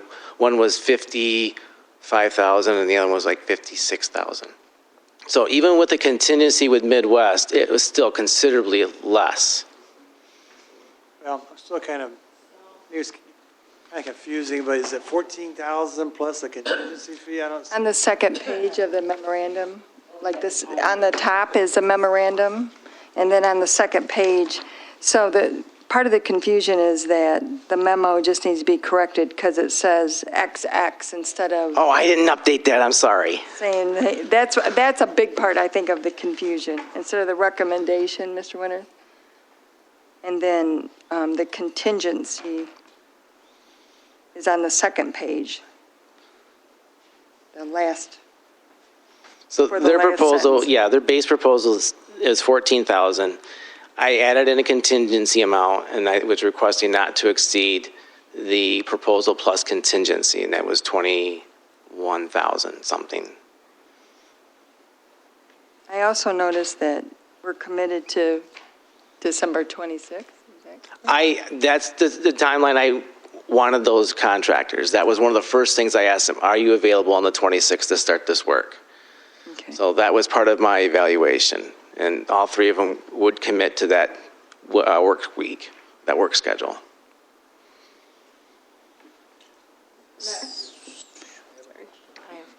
Treasurer Eldridge, I got to stay.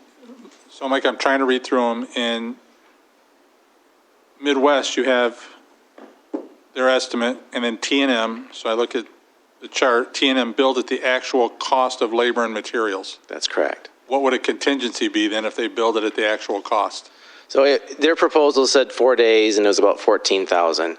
If they went into day 5, that would be part of the contingency funds that I was requesting for. So they went into.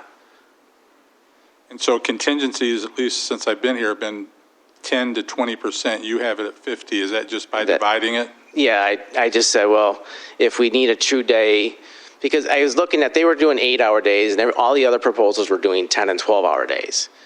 I'm like, okay, well, I was just trying to come up with a worst-case scenario if they have to do their 10-hour days and they need that 5th day. Even with those extra costs, it's still half of what the other 2 proposals were. I was trying to find a way of leveling off the playing field to see how this cost was going to come in at.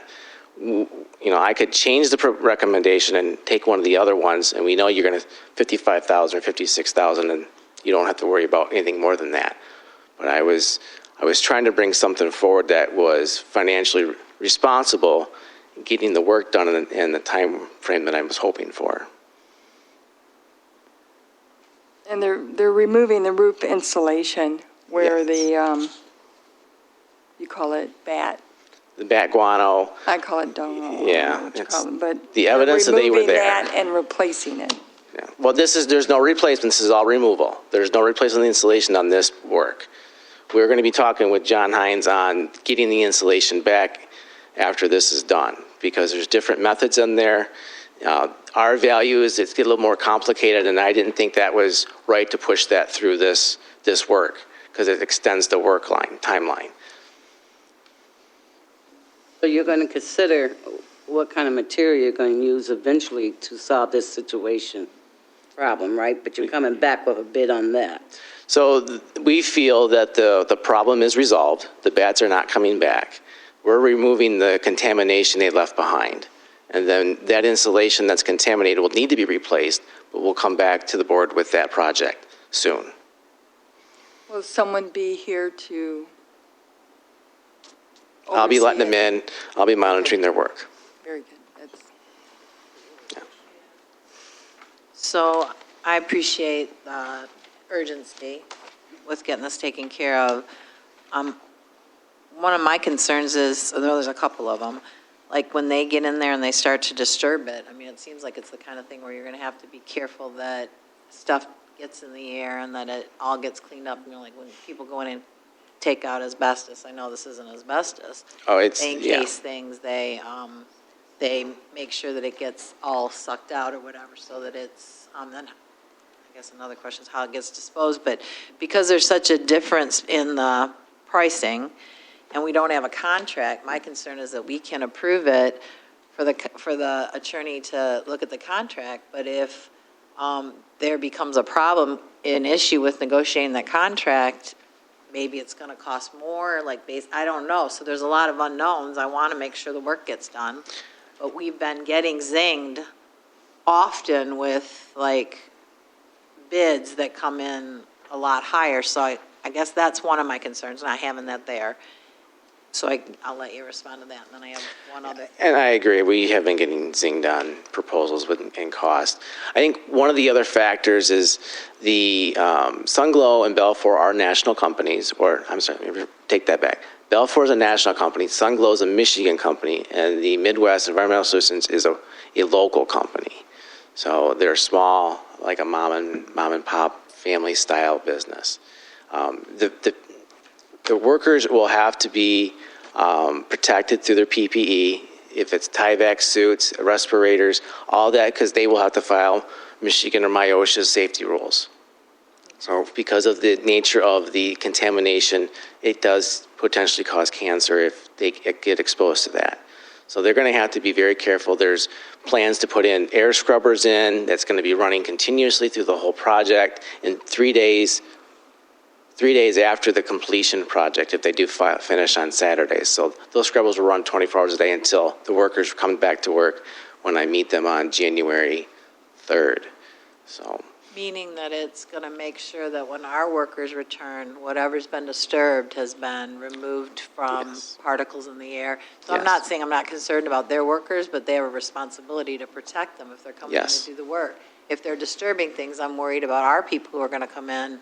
And has it been, if you go in and you mess around with things in the air, it can be on surfaces, it can be on things. So those scrubbers will make sure that the air is clean for our workers who return. so when I met with the contractors, I used the term white glove cleaning.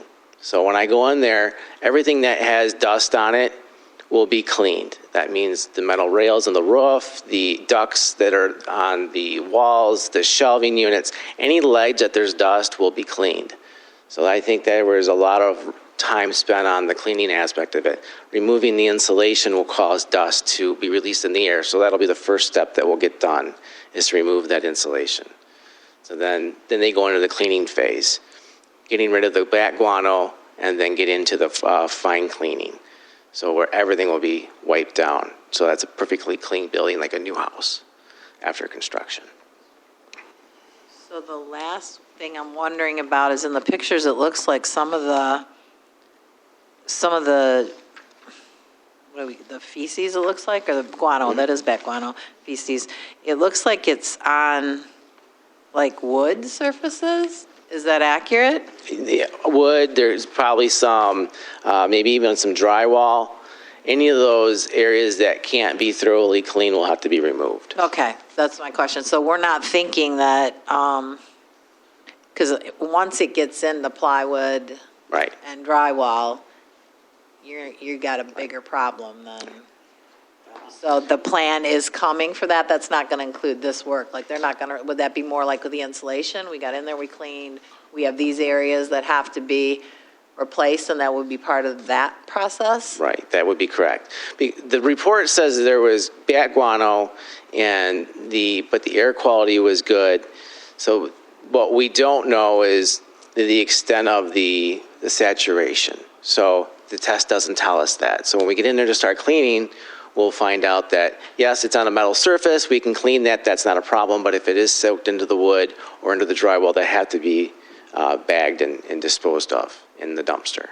So that, we won't know the extent of the removal of that material until after the fact. And we can put this substance in just a regular dumpster? Yes. Without it having to be encased or something, so that somebody, workers who were picking up the dumpster. The testing report that was supplied to the contractors state that the bags have to be sealed, put in a dumpster, and it has to be secured from the public from access. So that's it's going to be locked up or in the yard right in front of the bars where we usually keep our vehicles. So I guess I defer to Attorney Winters. Do you feel comfortable that you can look at the contract and, I mean, I think what he was saying is that what I'm looking at is the contract. Is that what? That's what they gave me. There's really no terms and conditions. It's pretty straightforward. That's what it is. There's no level of, that's what they gave me. Just for payment's sake, they don't need a deposit if they're going to. No, they are not going to be asking any deposit. Even though the paperwork says that, they were not going to be asking for it. We've done enough business with them. Rick, the owner, I'll be just saying, really? So that is not going to be the case. There's no need for a deposit. Well, that's what it said. It is what it is, but they're not going to ask for it. They'll get paid when they do the job right. So we can strike that from their proposal? Yeah, there's no reason. If we said, Rick, we're not going to give you the deposit, he's not going to change his mind. So he's not going to recant that. well, we're talking 4 days. It's gonna. I've learned a new word, and that's why I love this job. Every day I learn something new. Guano. That's a new term for me. I will remember it. And then, but I do think it's important to get it out of there, and it's important to do it when no one's there. So I understand the urgency of bringing it forward. Right. As a safety coordinator, I felt that this is something that needs to get done right away. If the board's pleasure to hold off and review it and come up with other discussions, I'm okay with that. I'll just have to close that building until it's resolved. Just because I know it's there. I just think if we leave it there and not address it, then I think it sends the wrong message to our staff. Well, we don't want to do that. We want to get it cleaned up. I do, I should speak. Mr. Winters, would you have a problem reviewing this I've reviewed it tonight. two-page document? Huh? I have reviewed it this evening. Okay, it's very short. I think that at the risk of asking one question too many, how long would that installation be out before you'll put the new installation back in? Because that roof situation, I don't want to. We've already started conversations of, what our value do we got to restore it to? We're already having those conversations with Mike Cromer Sr. So we're already working on that idea. There's different methods. There's traditional roll blanket that you can put back, or spray foam, which I might vote for spray foam because it's like a one-day job and it can be done really quick, but it's more expensive. So I didn't want to jump to a decision on that. That's why I want to refer to John and talking to the building officials to come up with the best scope for that building. And that'll have to come back to the board. It will, because it's going to be probably closer to over 15,000. It'll be over, yeah, that's what I'm guessing. So, do we have a motion support on that? Yeah, we did. All in Yeah, we favor? were under discussion, I think. Oh, Aye. sorry. All in favor? Aye. Opposed? Motion carried. A motion to adjourn, isn't it? So moved. Support. It was just an FYI. Mike's other thing. Motion support to adjourn, all in favor? Aye. Opposed? Motion carries. Stan Eldridge turns another year older at midnight.